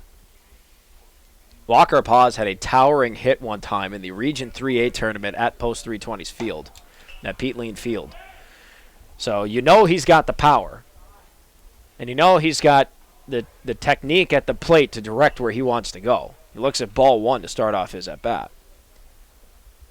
Berry looks in, gets a sign, checks the runner on second. Just so happens to be Cooper Bowman. Here's the 1-0 to Paz. Low and inside, but it caught the zone. Ball and a strike to count. On deck, should a double play not end this inning, is Drake Messenger. He's 0 for 1, was hit by a pitch and made it as far as second last inning. 1-1, just in there for strike two. Somehow. Ball and 2 strikes to count now to Paz. Yeah, now you got to take a defensive approach here. You know where the umpire's calling them, so anything close, you got to be swinging. Here's the 1-2. Swung on and missed, strike 3. So Walker Paz retired at the plate, a huge second out for the Billings Scarlets. 2 on, 2 out, top of the 4th. Hardhats have a 3-0 lead, and now Drake Messenger comes up. Cooper Bowman is on second. Justin Kramer is on first. Sam Berry is on the mound for the Billings Scarlets. He doesn't throw a pitch. He actually wanted to go for a check down to second, but just faked it. So he stepped off the rubber. Now he's back on, and we're ready to roll. Pitch to Messenger. Skips in the dirt. 1-0 the count. If necessary, meaning that Messenger gets on base, Zach Solano was on deck. At one point, he was the only run that came around between both teams. Here's the 1-0. Swung on, and it's chopped to second. Stop is made on the play by Spicker. Throw to first is in time. 4-3 putout. Ends the inning, but the Hardhats do some damage. They triple their lead now to 3-0 over the Billings Scarlets. So the team gets 2 runs on 2 hits, no errors, and 2 men left on. And at the end of 3.5, Hardhats have a 3-0 lead. Bottom of the 4th coming up, and the Hardhats defense will face 5, 6, and 7 in the batting order for the Billings Scarlets. Lucas Funyak, the catcher, leads off. We'll be right back, folks, with the bottom half of the 4th here on the official web stream of your Post 22 Hardhats here on post22live.com. McPherson, paid for by Eric's for SD House and McPherson for House. This is Mark, the Freedom Poet, and I want to tell you about 2 wonderful candidates for... At Farm Bureau, when we talk about protecting what matters most, we're not just talking about things with walls and things with wheels. We're talking about people, your family. Everything that's important to you is important to us. That's why our agents are ready to help protect your future and give you peace of mind today. Visit us online or just stop by to see how Farm Bureau agents make insurance simple. Contact Jeff or Julie in Rapid City, South Dakota to see how they make insurance simple. Rapid City Medical Center honors tradition. Hi, I'm Jennifer Tricano, Chief Executive Officer. Owned by physicians, we love this community because it's our home. We coach Little League, are veterans of the armed forces, and send our kids to school with yours. 14 specialties in all, we've treated your family's healthcare needs since 1948. Like Post 22 baseball. Bottom half of the 4th inning now coming up here at Thorn Rider Park. Mark Minetti, voice of the Post 22 Hardhats, as always, joined by Teddy Leipold, former American Legion third baseman, formerly of Post 32 in Bellefouche. A veteran of this sport. Heck of a third baseman, from what I understand back in the day. I tried my best. I gave her my all. I think I'm pretty humble, but I like to think I was at least all right. Hayden McGriff and the Hardhats defense back to their positions, and Hayden's first pitch to Lucas Funyak, the catcher of the Billings Scarlets, is outside low and away for ball 1. 3 runs for the Hardhats on 3 hits, 2 defensive errors for Billings Scarlets. Next pitch in there for strike. 1-1 the count. I did make a mistake on that last inning recap, by the way. It was 2 runs on 2 hits, 1 error, and 2 left on base. 1-1 the count from McGriff to Funyak, who walked in his first plate appearance. Next pitch goes low and way outside. It gets away from Paris. 2-1 now the count to the backstopper for the Billings Scarlets. It's Funyak, followed by Matt Larson, the third baseman, who grounded out in a 1-6-3 double play, and then Cole Kramer struck out looking, all while Matt Vickers still had command of the mound. Here's a 1-1. Swung on and ripped in a left center field. That ball has some distance on it. It lands, and it goes all the way to the wall. Funyak has his afterburners turned on. He is into second with a stand-up double. That is the spark this Billings Scarlets team could have used. No outs and a man immediately in scoring position on 4 pitches. And now that brings up Matt Larson, who plays the hot corner. Yeah, that ball was absolutely tattooed into the outfield. You couldn't see Messenger or Solano able to break on it. It was just a well-hit ball, and Funyak earned that double at second base. Now, if you're Hayden McGriff, you got to bear down, try to get it out at the plate, or try to keep it in the infield so Funyak could stay at second. First pitch from McGriff to Larson's a strike. 0-1 the count to Larson. Again, he grounded out in that 1-6-3 double play in that second inning, where Funyak got the walk that we had talked about earlier when he was up at the plate. Man in scoring position on second. No one out here in the bottom of the fourth. Hardhats with a 3-0 lead. McGriff's next pitch is high and away, and that evens the count at a ball and a strike. On deck, Cole Kramer. He struck out looking the first time he was up. All of this happened back in the second inning. McGriff checks Funyak at second and deals. Swung on and hit into left. Messenger tracking all the way to the wall, and he makes a great catch. Funyak tags up at second, though, goes for third, and the throw gets to Kramer, but it's not in time. Smart base running by Lucas Funyak, but the first out of the inning has been recorded. Matt Larson flies out to Drake Messenger at left, and once again, the Scarlets have a threat on third to get on the board. One out now, bottom of the fourth. Here comes Cole Kramer, the DH. You got to give Messenger some credit out there, though. He was looking into the sun, over his shoulder, able to make that catch at the wall. So nice job from him, but you also got to be worried here that 2 straight batters that have made very good contact here against McGriff. Here comes Cole Kramer. First pitch, low and away, ball 1. 1-0 is the count to Cole Kramer. Again, he struck out looking. That was Matt Vickers. 1 of 2 strikeouts. Actually, it was the final one that he threw. Both of them were by virtue of window shopping. McGriff checks Funyak at third. Looks in. Here's a 1-0. Swung on and drilled to second. Paz gets the stop. Throw to first is in time. Funyak scores from third, though, so it's a 4-3 RBI ground out for Cole Kramer. And the Scarlets are finally on the board. It's 3-1. Yeah, and that was the right play there from Walker Paz. There was no way. Maybe if McGriff was able to stop that slow ground ball, he could maybe have a play at home, but you trade it. You with the 3-1 lead, even intact right now. You get the out. Now bases are cleared. Now you tack the batter. Max Pickard up next. He walked in one heck of a battle of an at-bat. Looks at ball 1 here. Made it all the way to third in the last inning and was stranded on third. On deck, if necessary, Preston Shriver, the right fielder. Here's the 1-0 from McGriff. Swung on and missed. Ball and a strike now the count. Spicker couldn't even catch up to that. McGriff just blew that fastball right by him. Spicker didn't even know where he was at when he was swinging. That ball was already in Paris's glove before he started his swing. Nobody on the base path here for the Scarlets. 2 outs in the bottom of the fourth. They are now on the board. Hardhats with a 3-1 lead. And McGriff deals a strike to make it a ball and 2 strikes. He's 1 pitch away from ending this inning here. And here's the 1-2 to Spickard. Swung on and missed. Strike 3 on a curveball, and that's going to do it. Well, the Hardhats allow 1 run. It's 1 run on 1 hit. No errors and nobody left on base. And at the end of 4 full innings, they still have a lead. 3-1's the score over the Billings Scarlets.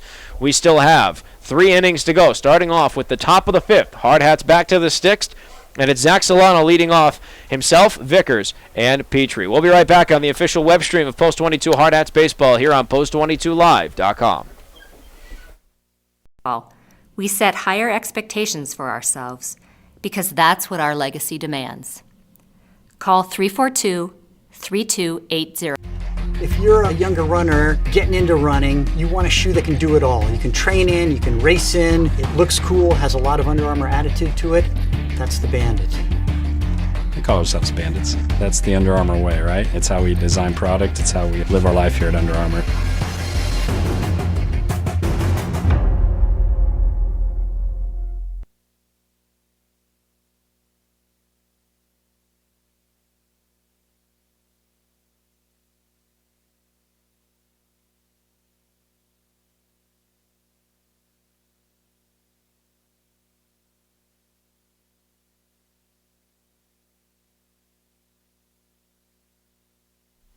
Top of the fifth inning now coming up to us here at Thorn Rider Park here in Sheridan, Wyoming. The Hardhats have a 3-1 lead over the Billings Scarlets. Back to the offensive. Zach Solano leads off, followed by Matt Vickers and Eric Petrie due up in the top half of the fifth. Mark Minetti and Teddy Leipold alongside you in the broadcast booth for all the action here, as Solano looks at strike one to start off his third plate appearance of the game. Walked the first time, came around to score, and then grounded out in a 4-3 fielder's choice 2 innings ago. Next pitch is a hanging curveball that he rips into right. Tracking underneath it, though, is Shriver, and he makes the catch. 1 up, 1 down for the Hardhats offensively on 2 pitches, and that's going to bring up Matt Vickers. Solano had the right idea there. The hanging curveball, you want to try and pull that, especially if it's over the middle part of the plate, but he threw his hands at it, tried to push it to right, unable to get good contact, just kind of swung underneath it and popped it up a little too much. Vickers looks at ball 1 to start off this third plate appearance. Singled his first time up, struck out to end the third with men on second and third. Swings and misses at that pitch, and his count evens at a ball and a strike. On deck is Eric Petrie, who came around to score the second of 3 Hardhats runs in this game. Here comes the 1-1 from Berry. Somehow that breaking ball made it in there, strike 2. Ball and 2 strikes now the count. That's tough. I heard it hit the ground from up here. You could see it, but, strike's a strike. Got to battle. 1-2, low and in the dirt, and that evens the count at 2-2.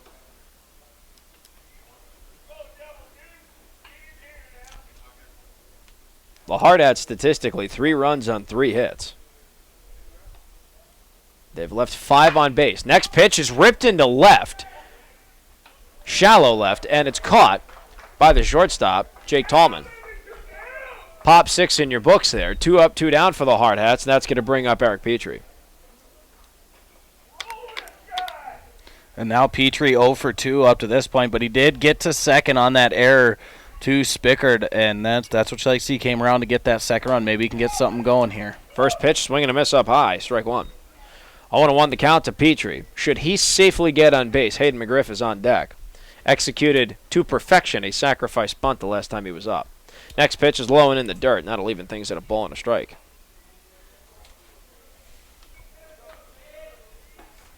Nine, 1, and 2 are due up next for the Billings Scarlets, bottom half of the fifth. Next pitch is swung on and ripped into left field, just foul. Eric Petrie, he's a very well put together man. He's very strong. And almost went for extra bases had that been just a couple of feet fair to the right. Yeah, he has the power to put it out in any ballpark he faces, so even that green monster is looming in there in left.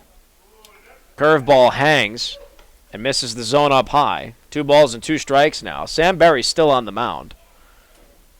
Cage Golden pitched 3 innings. Sam Berry has pitched ever since. Next pitch swung on and missed up high, strike 3.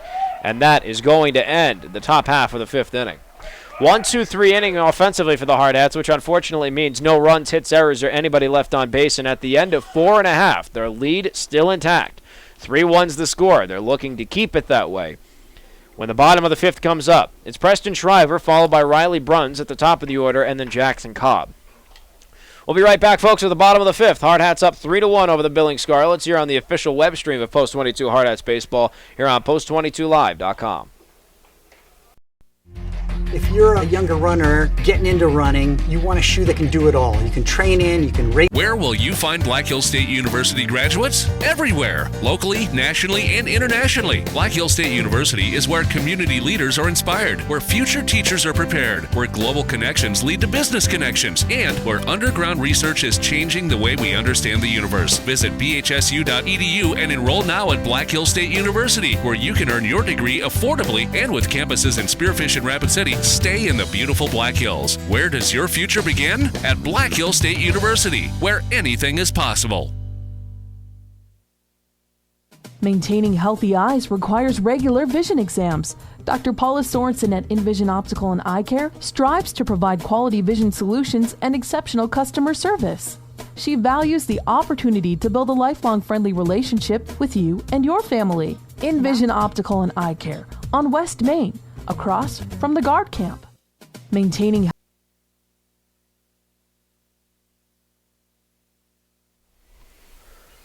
Well, it looks like the afternoon of Hayden McGriff has come to an end in relief of Matt Vickers. Colton Sherbinsky now takes over for the Hardhats to start off the bottom of the fifth inning. Colton Sherbinsky, another one of these individuals, very young, came in 17 times in relief, posted a 4-0 record last year. 14 strikeouts to 12 walks, a 345 ERA last year.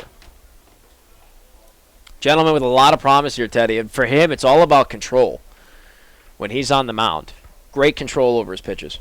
Yeah, he really does. He can command the strike zone, and I was talking with him earlier, and they say that he has gone up 5 miles per hour on his pitches. So if he can hold those 5 miles an hour and throw them with accuracy, he's going to be a real good bullpen pitcher for this team, and he's going to get a lot of innings going from here on out if he can come out and really just shut down this team in the final 3 innings. Well, here we go now to the bottom of the fifth, and leading off, Preston Shriver, the right fielder.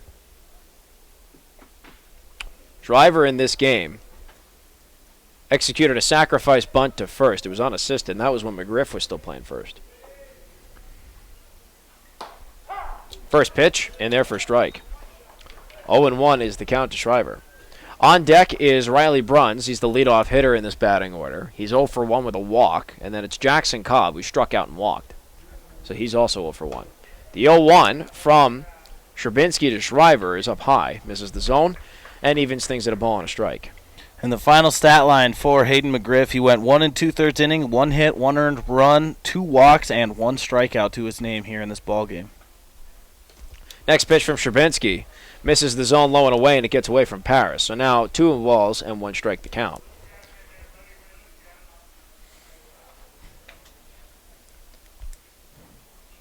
Hardhats have a 3-1 lead here in the bottom half of the fifth. 1 run in the first inning on a check down gone wrong to first that allowed Solano to score from third. And then 2 runs just an inning ago. Sherbinsky is set. Here comes the 2-1 now to Shriver. Swung on, and it's hit hard to second. Pause. Tried to make a diving stop, and it just goes by his glove. It's into center for a base hit.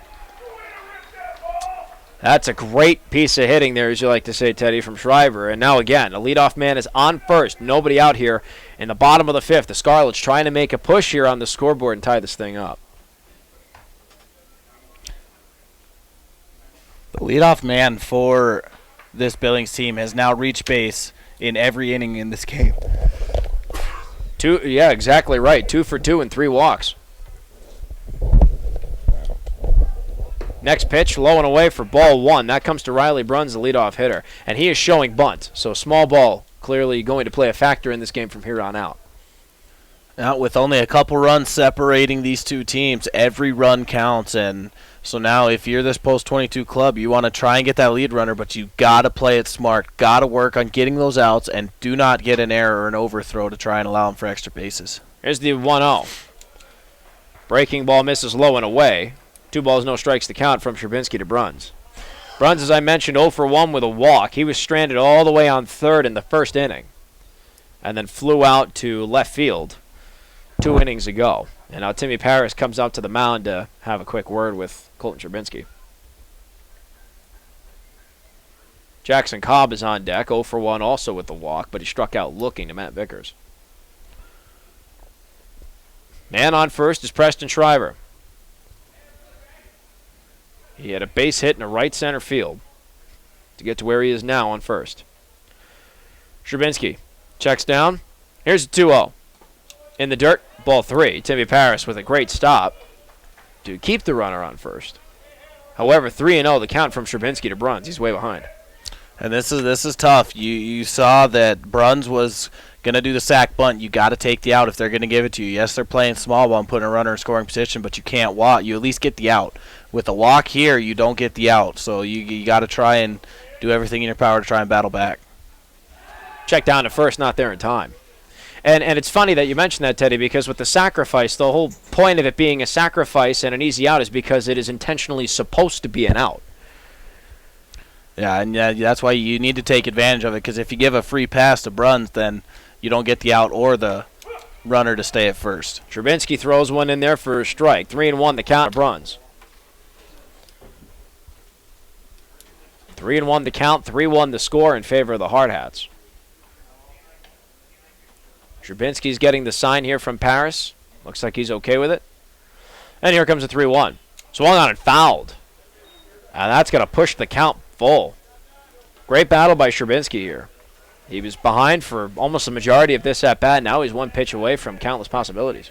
Yeah, and showing some really good fortitude, standing up against the hitter in Bruns and battling back from the 3-0 count. That's always hard to do. That's why I was always in awe of these pitchers. I've never been able to pitch, and I never pretend that I would have been able to, but these guys have some of the coolest heads in all of sports.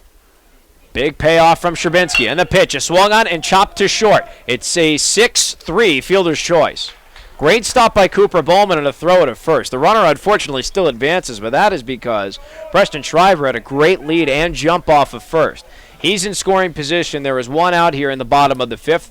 Riley Bruns, a 6-3 fielder's choice. Now here comes Jackson Cobb, the center fielder. Yeah, and this Billings team gambled, and that gambled worked. They had Shriver already on for the stolen base. They already had him to go for the steal, and luckily Bruns made contact with it, but that took away the double play, so that hit and run took away the double play, but still got the one out. That was good here for the post-22 infield. First pitch to Jackson. Cobb has some break to the outside corner. There's strike one. 0-1 the count. And again, we go back to Sherbinsky here, Teddy. Great control over his pitches. That was a heck of a breaking ball. Yeah, it started on the inside part of the plate and almost broke out of the zone. That was a heck of a move. He has more of a power curve than a 12-6 curve. And I believe that was it right there on cue. Clairvoyance points to Teddy. 0-2 the count. Absolutely. And what I mean by that power, a lot of people have that 12-6 curve because it goes from 12 to 6 on the clock. But Sherbinsky throws it with a little more velocity on his curve to make it a power curve, and you almost see it almost like it almost jumps up and then cuts back down hard. So it's a real tough one there, and he throws it very well with very good accuracy, as you can tell with these last two pitches. No balls, 2 strikes the count from Sherbinsky to Jackson Cobb. Jake Tallman, the shortstop, is on deck. There is a man on second. That's Preston Shriver. 1 out, bottom of the 5th. Hardhats up by 2. Sherbinsky checks. 0-2, just missed inside. 1 ball, 2 strikes the count. You could hear the oohs and ahs from the crowd because the umpire was rearing back to just ring him up, but he decided against it, and the oohs and ahs from the crowd just didn't help anything. 1 ball, 2 strikes the count now. Sherbinsky checks the runner on second. Here's the 1-2. Swung on and fouled right off the end of the bat. 1-2 will remain the count. And it's also tough for us, too, because, you know, in order to make our job a little easier up here, you try to read the umpire, you try to watch his mannerisms, and every now and then they'll do something that makes you think, hey, he's going X direction, and instead Y just comes out of nowhere. Yeah, when he pops up and starts to go to his right, you think he's going to ring him up, and then he just stops. And that makes it difficult. You're like, why'd you stop? Just stay down there. 1 ball, 2 strikes to count. Sherbinsky checks. Here it comes. 1-2. Swung on and missed. Strike 3. We talked about the off-speed. We talked about the command. There is some flair and some fire. 2 down with a man on second. That brings up Jake Tallman, the shortstop. What a pitch there from Sherbinsky. And this is another kid.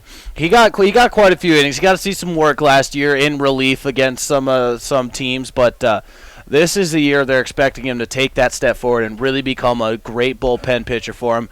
Come in against any team, no matter what, any situation, they trust him. And so far he's doing a really good job to alleviate that stress that they had about him, or any reservations that they had about him. Sherbinsky back to the fastball here for Tallman. That misses up high. 1-0 the count here with 2 outs in the bottom of the 5th. Hardhats still with their 3-1 lead.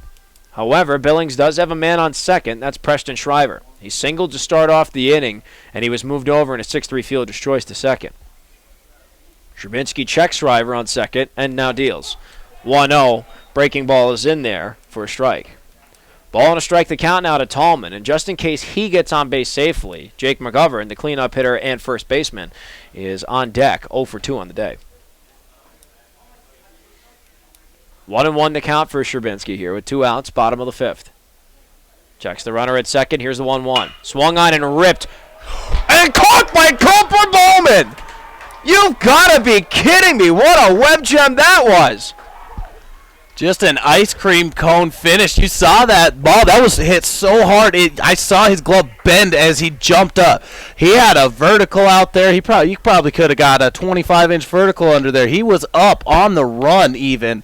It was a heck of a play there by Cooper Bowman. Just a web gem.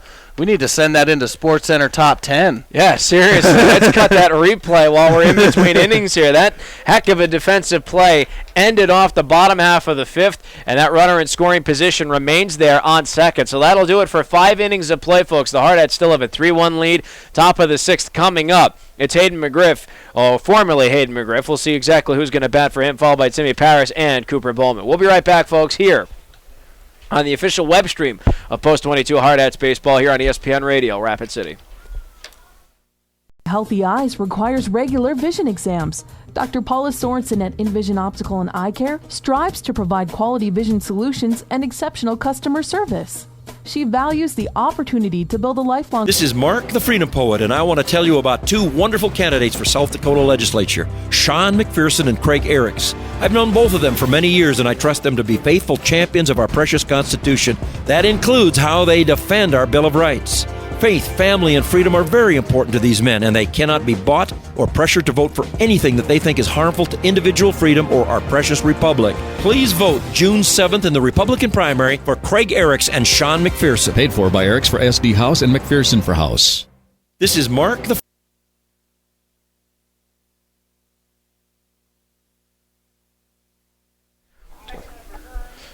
Top of the 6th now coming up here from Thorn Rider Park. Hardhats still with their 3-1 lead, back to the offensive. I mentioned that Hayden McGriff would be substituted in the batting order. That has happened with the form of Cam Fees, who now comes into this game to bat for the former first baseman / pitcher. Cam Fees, last game, went 2 for 4. And his first pitch is sent deep to short. Throw to first is not in time.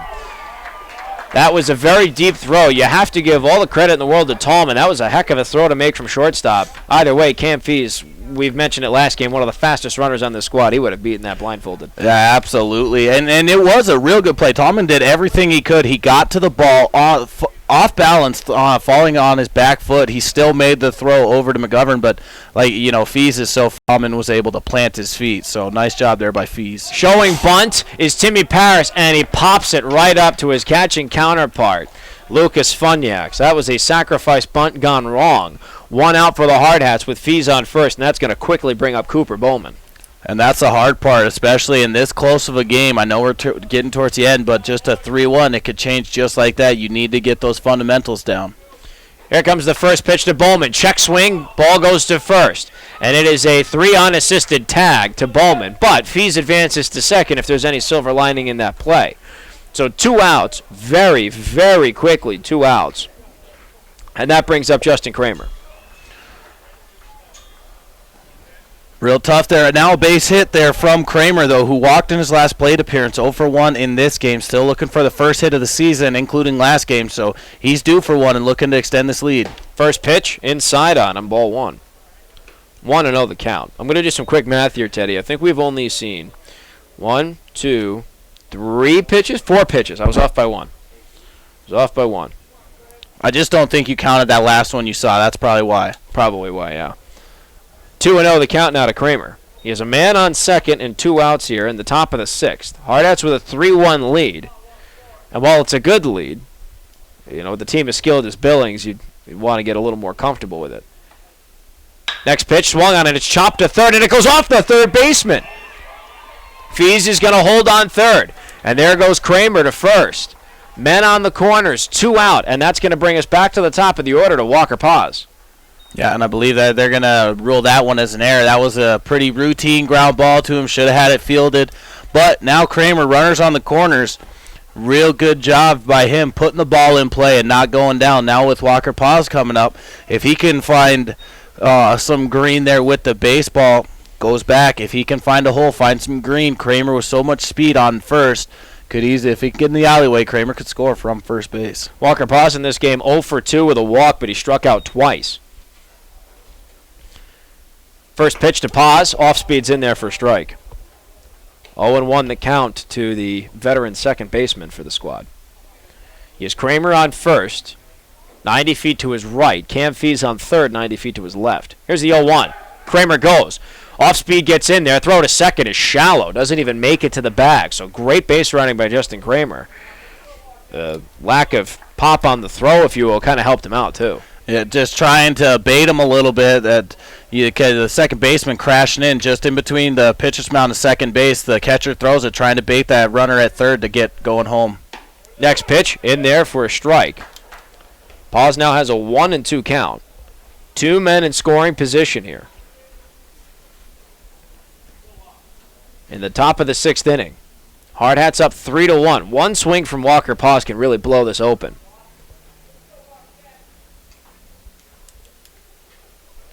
On the mound, Sean Casemodal hits him. And Walker Paz is going to trot to first for free. And now the bases are loaded for Drake Messenger with 2 outs here at the top of the 6th.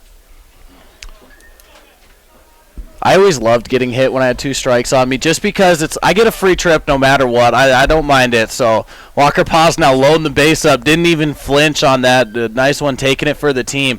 He understands how important it is, and he understands how narrow a 2-run lead is. You got to get everything you can do. First pitch to Messenger, ripped up the middle. That's a base hit into center field. Fees is going to score. Kramer's running so fast his helmet fell off. He's going to score. Paz on his horse makes it all the way to third. It's a 2-run RBI single for Drake Messenger. The Hardhats have a 5-1 lead.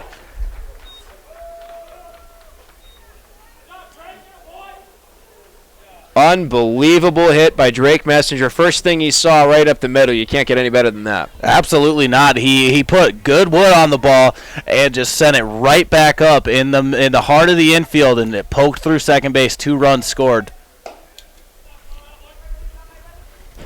Well, now up in the batting order comes Zach Solano with men on the corners and 2 outs here, top of the 6th. And he looks at ball 1. Sean Casemodal, the lefty. 1-0 is up high. 2 balls, no strikes quickly to Zach Solano. Solano in this game is 0 for 2.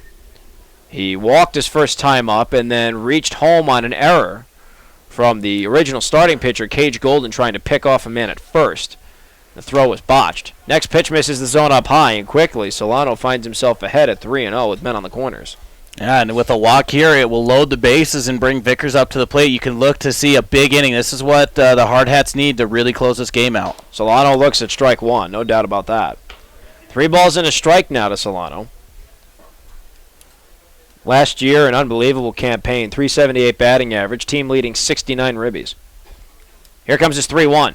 Swung on and drilled into left field. That's a base hit. 1 run's going to score. And Messenger will hold up at second. It's a 2-out RBI single for for Zach Solano, scoring Walker Paz. And it is now 6-1. The Hardhats are blowing it open. Yeah, and nice job from there. This is what you need. 6 offensive outs remaining here for the Scarlets and post 22 with that 5-run lead and a big 3-run 6th inning.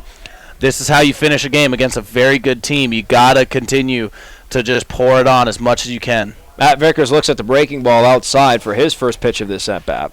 1-0 his starting count. 2 outs still here, by the way, in this top of the 6th inning. 3 runs have been scored. Exactly half the Hardhats offense has come in this frame. Casemodal throws, 1-0, misses outside. 2 balls, no strikes.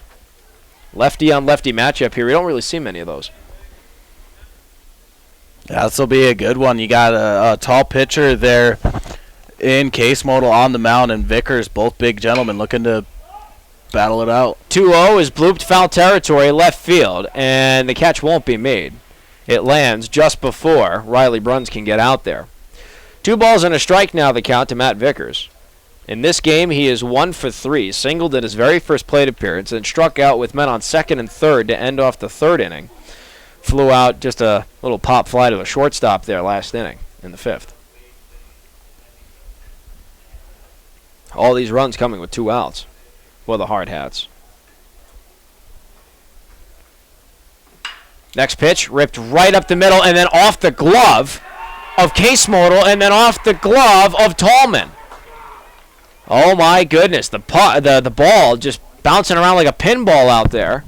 Loads up the bases for the Hardhats. Yeah, that's tough. I mean, you gotta play this game, and especially with these two teams as close as they are, you can't be doing those errors. And I believe Case Modal's going to get the error charged to him on that one, but that loads the bases and can really pour it on Petrie.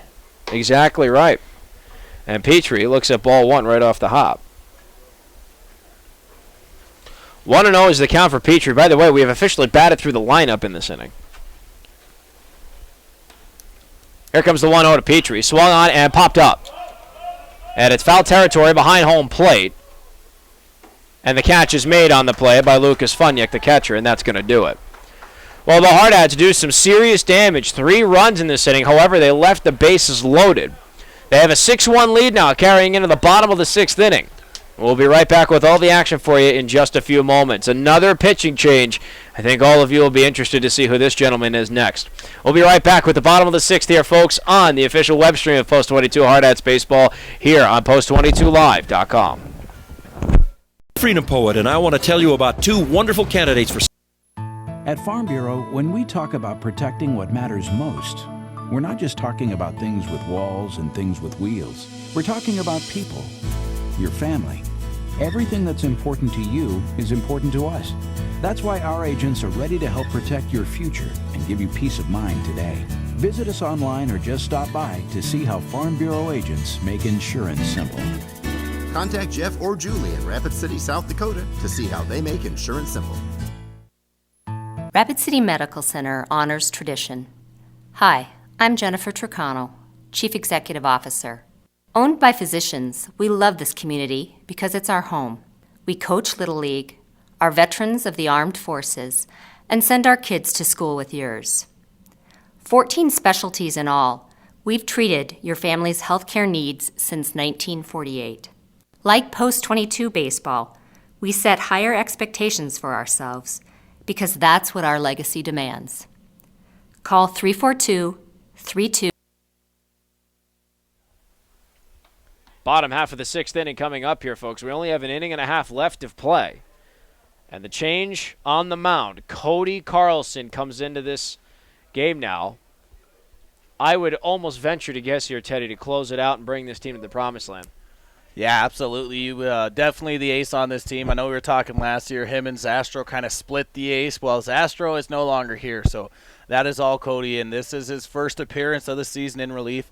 You got to think he'll probably get both of these innings, try to keep him under about 30 pitches, just give him his arm a little warm-up early on this season. But you know Cody, he's going to be going hard, and he's going to be going 100%. He looks at Jake McGovern's his first batter, and he throws a first pitch strike right there. 6-1 is the Hardhats lead. 3 runs on 3 hits, 2 errors defensively for the Billings Scarlets, and then 3 men left on base for the Hardhats. Carlson back to it. Here's the 0-1. He hits him. That is not the pitcher you want to take a pitch from like that because it is just a fireball. But that one gets away from Carlson. McGovern's on first with no outs here, bottom of the 6th. Yeah, that Cody definitely throws hard enough. You don't want to take a pitch from him, but at this point in the game, you got to get base runners if you're the Scarlets. So now, if you're Cody, you're coming back against Funyak and looking to try to get something on the ground, get that double play ball back in play, and try to get these bases cleared. Funyak doubled the last time he was up. That was in the 4th inning. He is the only run that has come across for the Billings Scarlets, and he swings and misses at the first pitch that he sees for strike 1. Carlson last year, 18 games played, 13 of them were starts. He had an 8-2 record in that span. A mind-blowing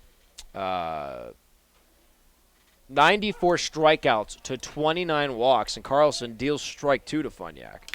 No balls and 2 strikes. Led the team by 3 strikeouts over Vickers, and he got that in the Bismarck tournament up there, the regional tournament up in Bismarck. So he definitely knows his way, or definitely knows how to pitch around these hitters. 0-2 is a little too far inside. That brings the count to 1-2. His ERA was 2.09 last season, but again, 94 strikeouts to 29 walks. That is just filthy. And his last start of the season finishing against a one-hit shutout against Creighton Prep. That is correct. Complete game shutout. One-hit complete game shutout against Creighton Prep, one of the rivals of this post-22 team in the regional tournament. So this gentleman definitely knows how to pitch against these better teams. His last pitch was low for a 2-2. That pitch is ripped foul, heads up. I don't know if that went into the crowd or just by the bleachers, but 2-2 will remain the count. And then, unfortunately, he got the start in that last game of the year against Millard South on Championship Sunday, and unfortunately, things didn't work out. Yeah, it's hard to come back from a complete game, only 2 days rest, coming back and trying to start again. So, he's looking to try and save himself for the last leg of this season this year. 2-2 was deemed to be a little too far inside. That's going to push the count full here. 3 balls and 2 strikes now the count to Lucas Funyak from Cody Carlson. Hardhats with a 6-1 lead here, bottom of the 6th. Nobody out and a man on first. Carlson checks the runner, payoff. Swung on, chopped right back to him. It is a 1-6-3 double play. Twice in this ball game, a 1-6-3 double play has been recorded in the scorebook. 2 down quickly defensively for the Hardhats. That's going to bring up Matt Larson, the third baseman. And such a hard-throwing left-hander is Cody Carlson. He stays low in the zone, and he gets those ground ball outs. That's what makes him so effective. Yeah, he has the overpowering stuff that can strike you out, but also if you do make contact, he places his pitches well enough to where he gets a lot of ground ball outs. First pitch, swing and a miss from Larson. 0-1 the count there. Larson grounded into the other 1-6-3 double play in this game, so I guess it's all come full circle now. He flew out to left field the last time he was up. 0-1, swing and a miss again, strike 2. And now Cody Carlson is about to fireball his way to ending this inning with 1 pitch. Carlson looks into Paris for the sign. It looks like he gets it. Begins his windup. Here's the 0-2. Strike 3. They're saying that he went around on the check swing, and that is going to do it. Cody Carlson ends it on a K. That is going to end the 6th inning. No runs, no hits, no errors, nobody left on base, and at the end of 6 full innings, the Hardhats are looking to ride this one out in the final inning to come. Top of the 7th, last 3 offensive outs for the Hardhats. They have a 6-1 lead, their last chance to get any say in this game offensively. We'll be right back, folks, with the top of the 7th. And the top of the order, for that matter, for the Hardhats, here on the official web stream of Post 22 Hardhats Baseball here on post22live.com. 280. If you're a younger runner getting into running, you want a shoe that can do it all. You can train in, you can race in, it looks cool, has a lot of Under Armour attitude to it. That's the Bandit. We call ourselves Bandits. That's the Under Armour way, right? It's how we design product. It's how we live our life here at Under Armour.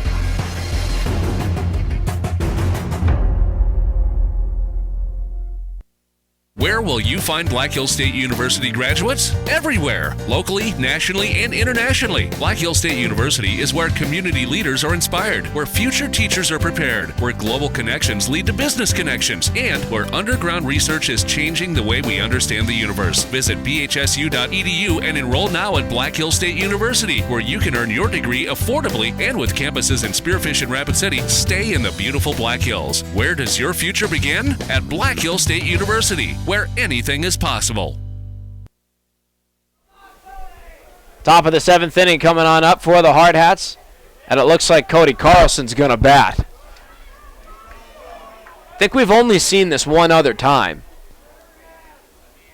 And here he is in the box. First pitch is swung on, and it's chopped to third. Stopped on the play, though, by Larson. Throw to first in the dirt, but it's in time. Oh, look at that. Cody Carlson can do just about anything. Nice contact to third, solid, good supported swing. I mean, gotta give him some props there. Well, he's a hitter. Took the outside pitch and went opposite field with it. So, he's definitely hit the batting cage once or twice. But as a pitcher, you don't get a bat a whole lot. You can't fault him too much. Well, his first pitch is a 5-3 ground out. And now Timmy Paris comes up to the plate, and he looks at strike one. 0-1 the count here to Paris, who in this game had an RBI triple, grounded into a double play, and then also popped out in foul territory, trying to lay down a sacrifice bunt to his catching counterpart. Quickly looks at strike two here, so Paris in an 0-2 hole. 6-1 is the Hardhats lead here in the top of the seventh. Final inning of regulation in this game. Here is the 0-2, swung on and fouled, first base side. Count will remain 0-2. And by the way, he's still batting against Sean Casemodal of the Billings Scarlets pitching rotation. Or pitching staff, I should say. Casemodal the lefty, Paris the righty. Here's the next pitch. Off speed just outside. Paris gets to live to see another pitch here. 1-2 the count. At least the calls are going to both ways. That's what you like to see. Even if an umpire, if you don't agree with the zone, as long as he's calling both teams the same, that's what you can't argue too much about that. Breaking ball doesn't break down. It misses up high. So now 2-2 the count to Paris. On deck is Cooper Bowman. What a web gem of a play he had to end off the fifth. Here's the 2-2. Low and in the dirt. That's going to push the count full here for Timmy Paris. Top of the seventh, one out, nobody on, and the Hardhats have a 6-1 lead over the Billings Scarlets. Casemodal looks in. Here comes the payoff. Off speed is ripped into left field. That's a base hit. Timmy Paris with a quality at bat and a quality hit. One on, one out, and here comes Cooper Bowman, top of the seventh. Nice job there by Timmy Paris, getting his hands around, pulling that in between the hole of Tallman and Larson at third and shortstop. So Paris now getting his second hit of the ball game, looking to come around and extend this post-22 lead. Casemodal deals the first pitch. Breaking ball doesn't break down. So up high, it misses the zone for Cooper Bowman. 1-0 is starting count. Cooper Bowman flew out to center, had an RBI single, and then grounded out in a 3 unassisted fielder's choice, was tagged. Next pitch. That breaks, but not in the zone. 2-0 the count. Bowman's got a man on first with one out here in the top of the seventh. Casemodal right back to it. Checks Paris on first. Here comes the 2-0. Swung on and fouled. Over our building, behind our building. We're not going to get a thud this time. 2 balls and a strike to count to Bowman. Cooper Bowman already 1 for 3 in this ball game with an RBI and a stolen base, so he's had production at the plate and looking to continue that production here in the last couple innings, or the last inning of this ball game.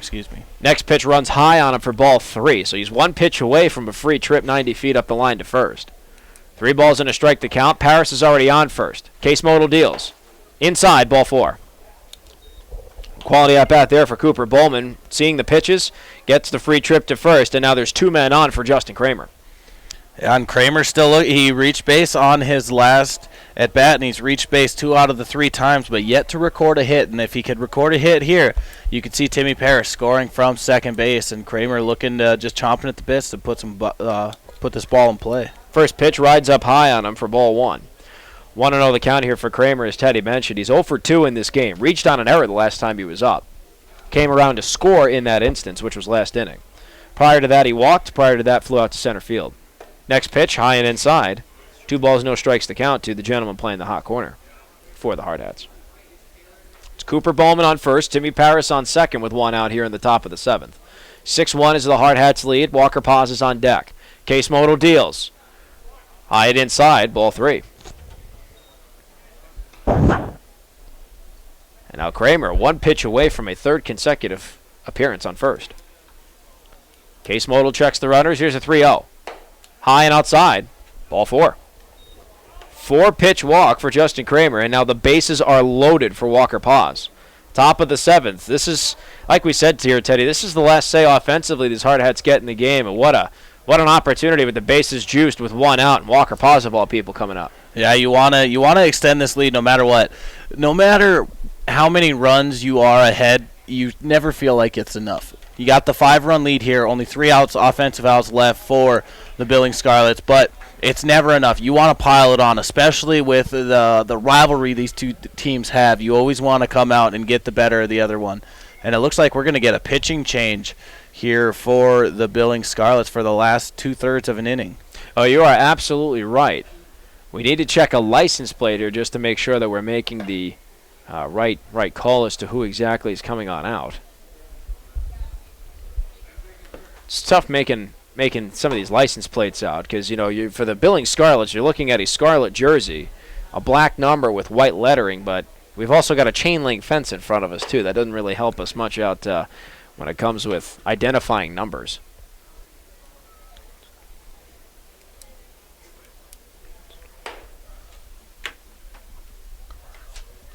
Let's go ahead and kick into a commercial break while the pitcher warms up. We'll be right back in just a few moments.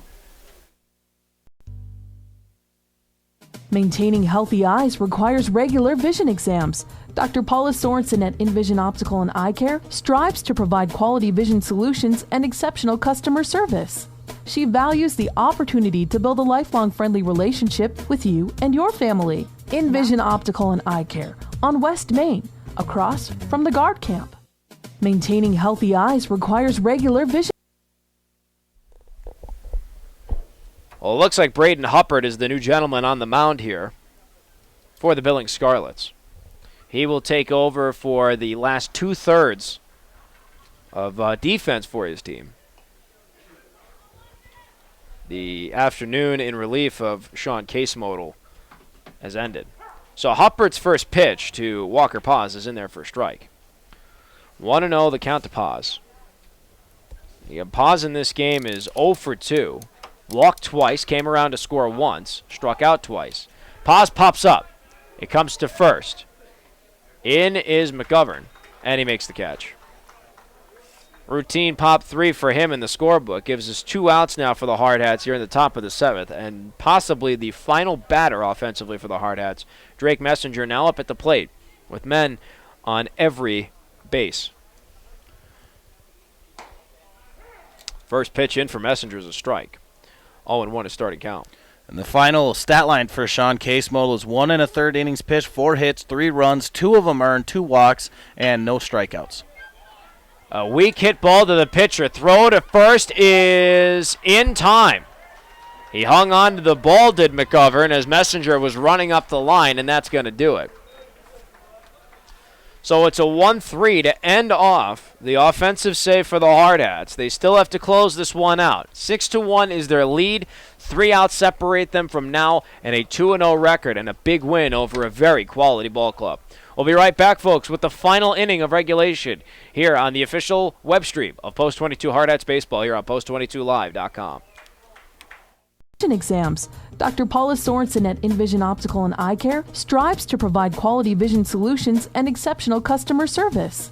She values the opportunity to build a lifelong... This is Mark, the Freedom Poet, and I want to tell you about 2 wonderful candidates for South Dakota legislature, Sean McPherson and Craig Eriks. I've known both of them for many years, and I trust them to be faithful champions of our precious Constitution. That includes how they defend our Bill of Rights. Faith, family, and freedom are very important to these men, and they cannot be bought or pressured to vote for anything that they think is harmful to individual freedom or our precious republic. Please vote June 7th in the Republican primary for Craig Eriks and Sean McPherson. Paid for by Eriks for SD House and McPherson for House. This is Mark, the Freedom Poet, and I want to tell you about 2 wonderful candidates for South. At Farm Bureau, when we talk about protecting what matters most, we're not just talking about things with walls and things with wheels. We're talking about people, your family. Everything that's important to you is important to us. That's why our agents are ready to help protect your future. 3 outs separate us from now and the conclusion of this ball game in what would give the Post 22 Hardhats a 2-0 record in 2 games played here at Thorn Rider Park in Sheridan, Wyoming. It's an absolutely gorgeous day for baseball. So great that opening day is finally here. This Post 22 Hardhats team looks to close out what's been a very successful day all around on the diamond, with the final 3 batters of the Billings Scarlets lineup coming up. Cole Kramer, the DH, will lead things off. 0 for 2 in this game. He had an RBI ground out last time he was up. First pitch he sees from Cody Carlson is in there for a strike. 0-1 the count now for Cole Kramer. Max Pickard and Preston Shriver up next. That next pitch rolls up high on Kramer. 1-1 the count. 6-1 is the Hardhats lead. No outs, bottom of the 7th. Here comes Carlson's 1-1. Swung on and missed. Strike 2. And just can't catch up with it. Kramer just couldn't catch up with that, though. The ball was already in Paris's glove before he even started his swing, so look for Cody to overpower him with that fastball again. Here comes the lefty. Here's the 1-2. Caught him looking. Strike 3 on the outside corner. 1 up, 1 down for Carlson and company, and that's going to bring up Max Spickard, the second baseman. It's tough for this Billings lineup. You know, they have their 7, 8, 9 hitter, which are traditionally you're not as good hitters, so facing a pitcher like Cody Carlson could be tough for them to mount any kind of a comeback here in the final 2 outs. Carlson's first pitch to Spickard, in there for a strike. 0-1 is the count to Spickard, who is 0 for 1 in the game. Walked and was stranded on third in the 3rd inning. Struck out the last time he was up. Next pitch, swung on and missed, strike 2. No balls, 2 strikes, the count quickly from Carlson ahead of Spickard. Preston Shriver, the right fielder, on deck. 1 for 1. He executed a sacrifice bunt and then singled last time he was up. Here's the 0-2. Swung on and missed, strike 3. 2 up, 2 down for Carlson, both outs at the plate. And now here comes Shriver, the last hope for this Billings Scarlets club. Yeah, and 3 straight strikeouts dating back to the last inning. Able to get Larson in that 6th, and now the first 2 in this 7th, looking to try to get the side here for his 4th strikeout and finish this game. First pitch, misses the zone, ball 1 for Shriver. As I mentioned again, Shriver 1 for 1, had the sacrifice bunt, and then he singled, was stranded at second 2 innings ago, 1-0, low and away, ball 2. Since Carlson jumped in, he hit a batter, forced a 1-6-3 double play, strikeout swinging, strikeout looking, strikeout swinging. Those are the 5 batters he's seen. 2-0, high and outside, ball 3. 3-0 the count now to Shriver with the leadoff hitter, Riley Bruns, on deck. And now if you're Cody Carlson, you don't want to see another hitter right now. You want to attack Shriver right now, finish this game, but 3-0, you got to battle back. 3-0, in there for a strike. 3 balls and a strike now the count from Cody Carlson to Preston Shriver. Carlson back to the windup. Here's a 3-1. Swung on and missed, strike 2. And Carlson, after being behind 3-0, has pushed this count full. 1 pitch and he can end this game. Carlson to end it, 3-2, high and away, ball 4. And he walks Preston Shriver. That's going to bring up Riley Bruns back to the top of the order. So Cody Carlson's string of 3 consecutive strikeouts has ended.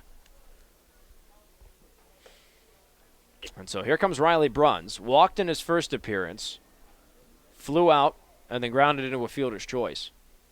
First pitch is in there for a strike. 0-1 the count to Bruns. On deck, should he get safely on base, is Jackson Cobb. 0 for 2 with a walk and 2 strikeouts. 0-1 is hit to short. Stop made by Bowman. Throw to second to pause in time, and that is going to do it. A 6-4 fielder's choice ends the game. And the Hardhats take a big 6-1 win over the Billings Scarlets. Teddy, early in the season, now 2-0, and your second win came against a high-quality ball club. That's a heck of a way to start the season. Yeah, you couldn't have asked for anything better to start this season. We got rained out yesterday. We're glad to have baseball this weekend. You come get 2 wins and 1 against the Billings Scarlets, who has a rivalry with these 2 teams have a rivalry against each other. That's absolutely huge. This is a decisive victory, a 6-1 victory. Yeah, the Scarlets helped out a little bit with the errors, but you can't take away anything from these gentlemen on the baseball field. They played a heck of a game, and they deserved to win both these games, and they did very handily. 16-3 outscored these 2 teams in these 2 games. It's absolutely unbelievable to see. And just, again, great pitching performances all around. The Hardhats get to see 4 pitchers. Matt Vickers goes 2 1/3. Hayden McGriff, an inning and 2/3. Colton Strabinsky goes 1, and Cody Carlson 2 spotless innings to close this one out. So many stats and things to digest and process here, so we're going to take a quick commercial break. When we come back, we will wrap up the entire day that we had, the big win over Spearfish, and then the big win here over the Billings Scarlets. 6-1 after 7 innings of regulation to close out today's doubleheader. We'll be right back on the official web stream of your Post 22 Hardhats here on post22live.com. and give you peace of mind today. Visit us online or just stop by to see how Farm Bureau agents make insurance simple. Contact Jeff or Julie in Rapid City, South Dakota to see how they make insurance simple. Rapid City Medical Center honors tradition. Hi, I'm Jennifer Tricano, Chief Executive Officer. Owned by physicians, we love this community because it's our home. We coach Little League, are veterans of the armed forces, and send our kids to school with yours. 14 specialties in all, we've treated your family's healthcare needs since 1948. Like post-22 baseball, we set higher expectations for ourselves because that's what our legacy demands. Call 342-3280. If you're a younger runner getting into running, you want a shoe that can do it all. You can train in, you can race in, it looks cool, has a lot of Under Armour attitude to it. That's the Bandit. We call ourselves bandits. That's the Under Armour way, right? It's how we design product. It's how we live our life here at Under Armour.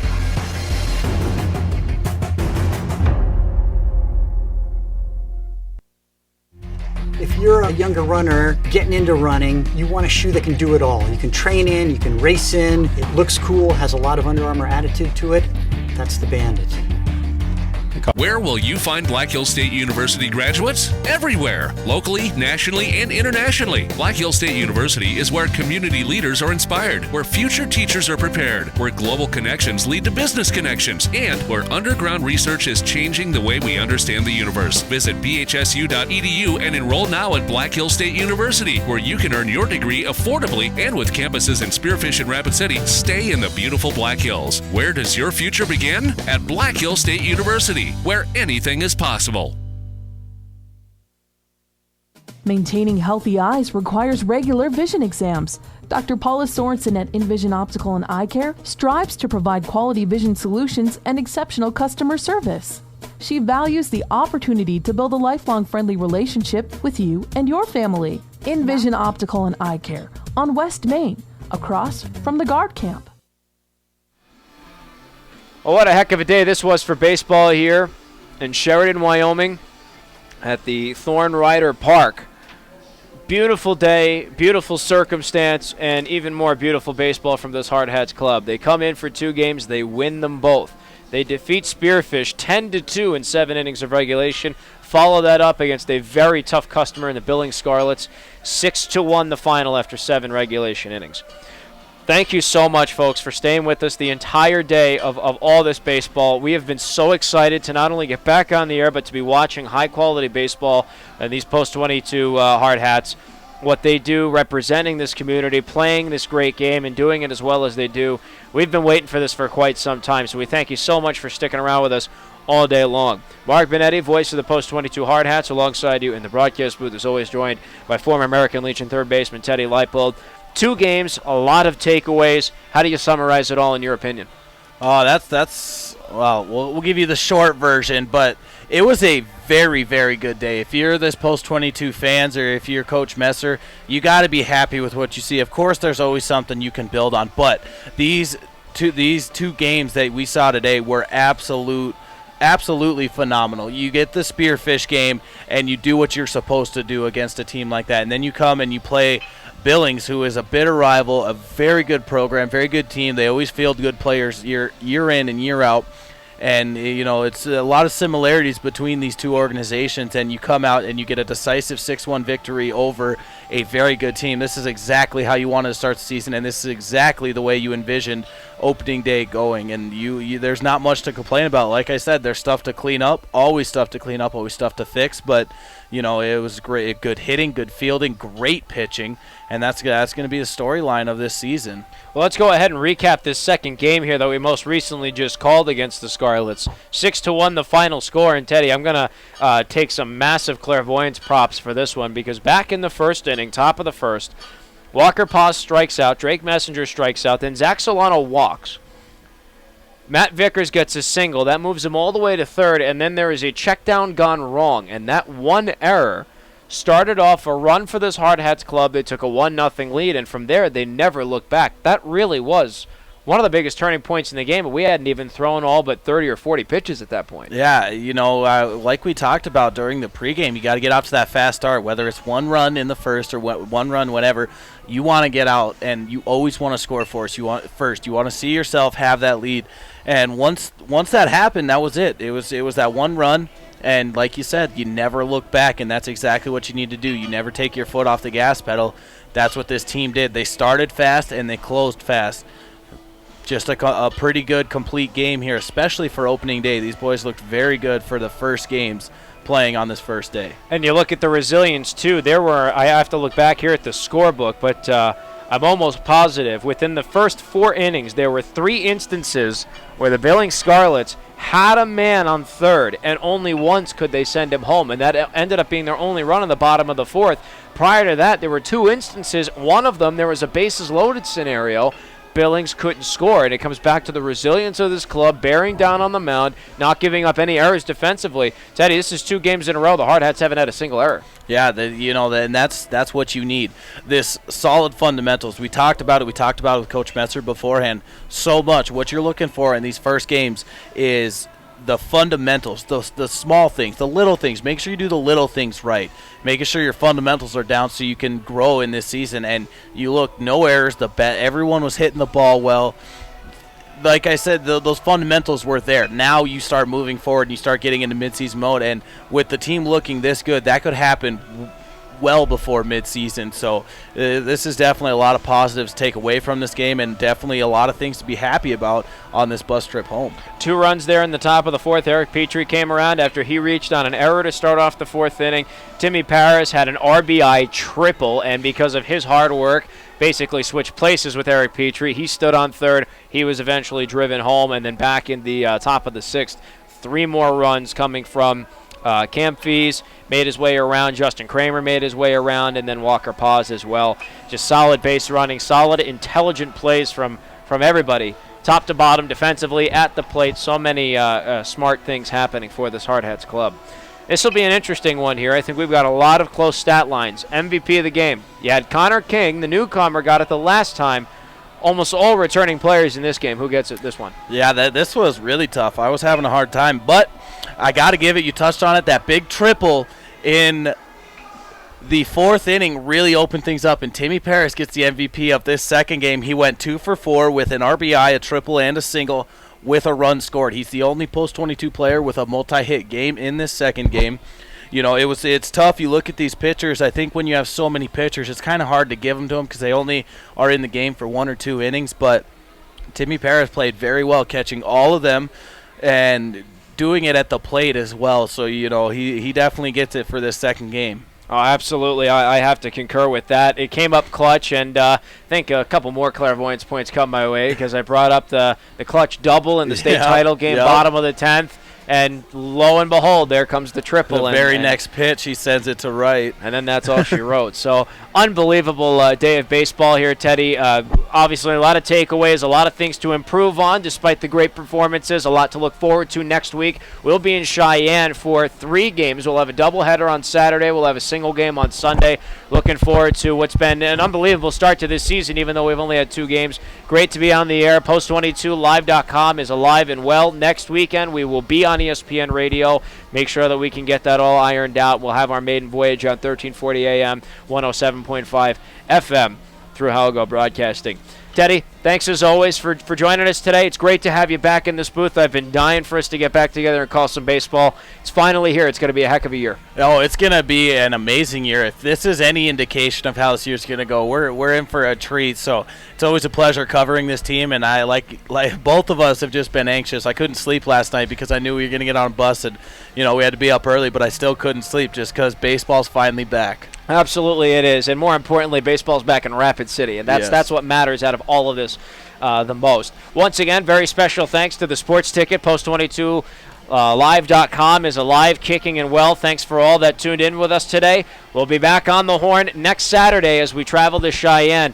3 more games on the docket next week. For all of us involved with today's production, Ben helping us out here with the cameras, and for Teddy Lightbulb, this is Mark Benetti, the voice of the Post-22 Hardhats, saying so long, and we will see you next week. 10 at the time has changed. open up champagne. Let's continue tonight, come on, celebrate. That's how we do. Sometimes you gotta stay in, and you know where I live. Yeah, you know what we is. Sometimes you gotta stay in. Welcome to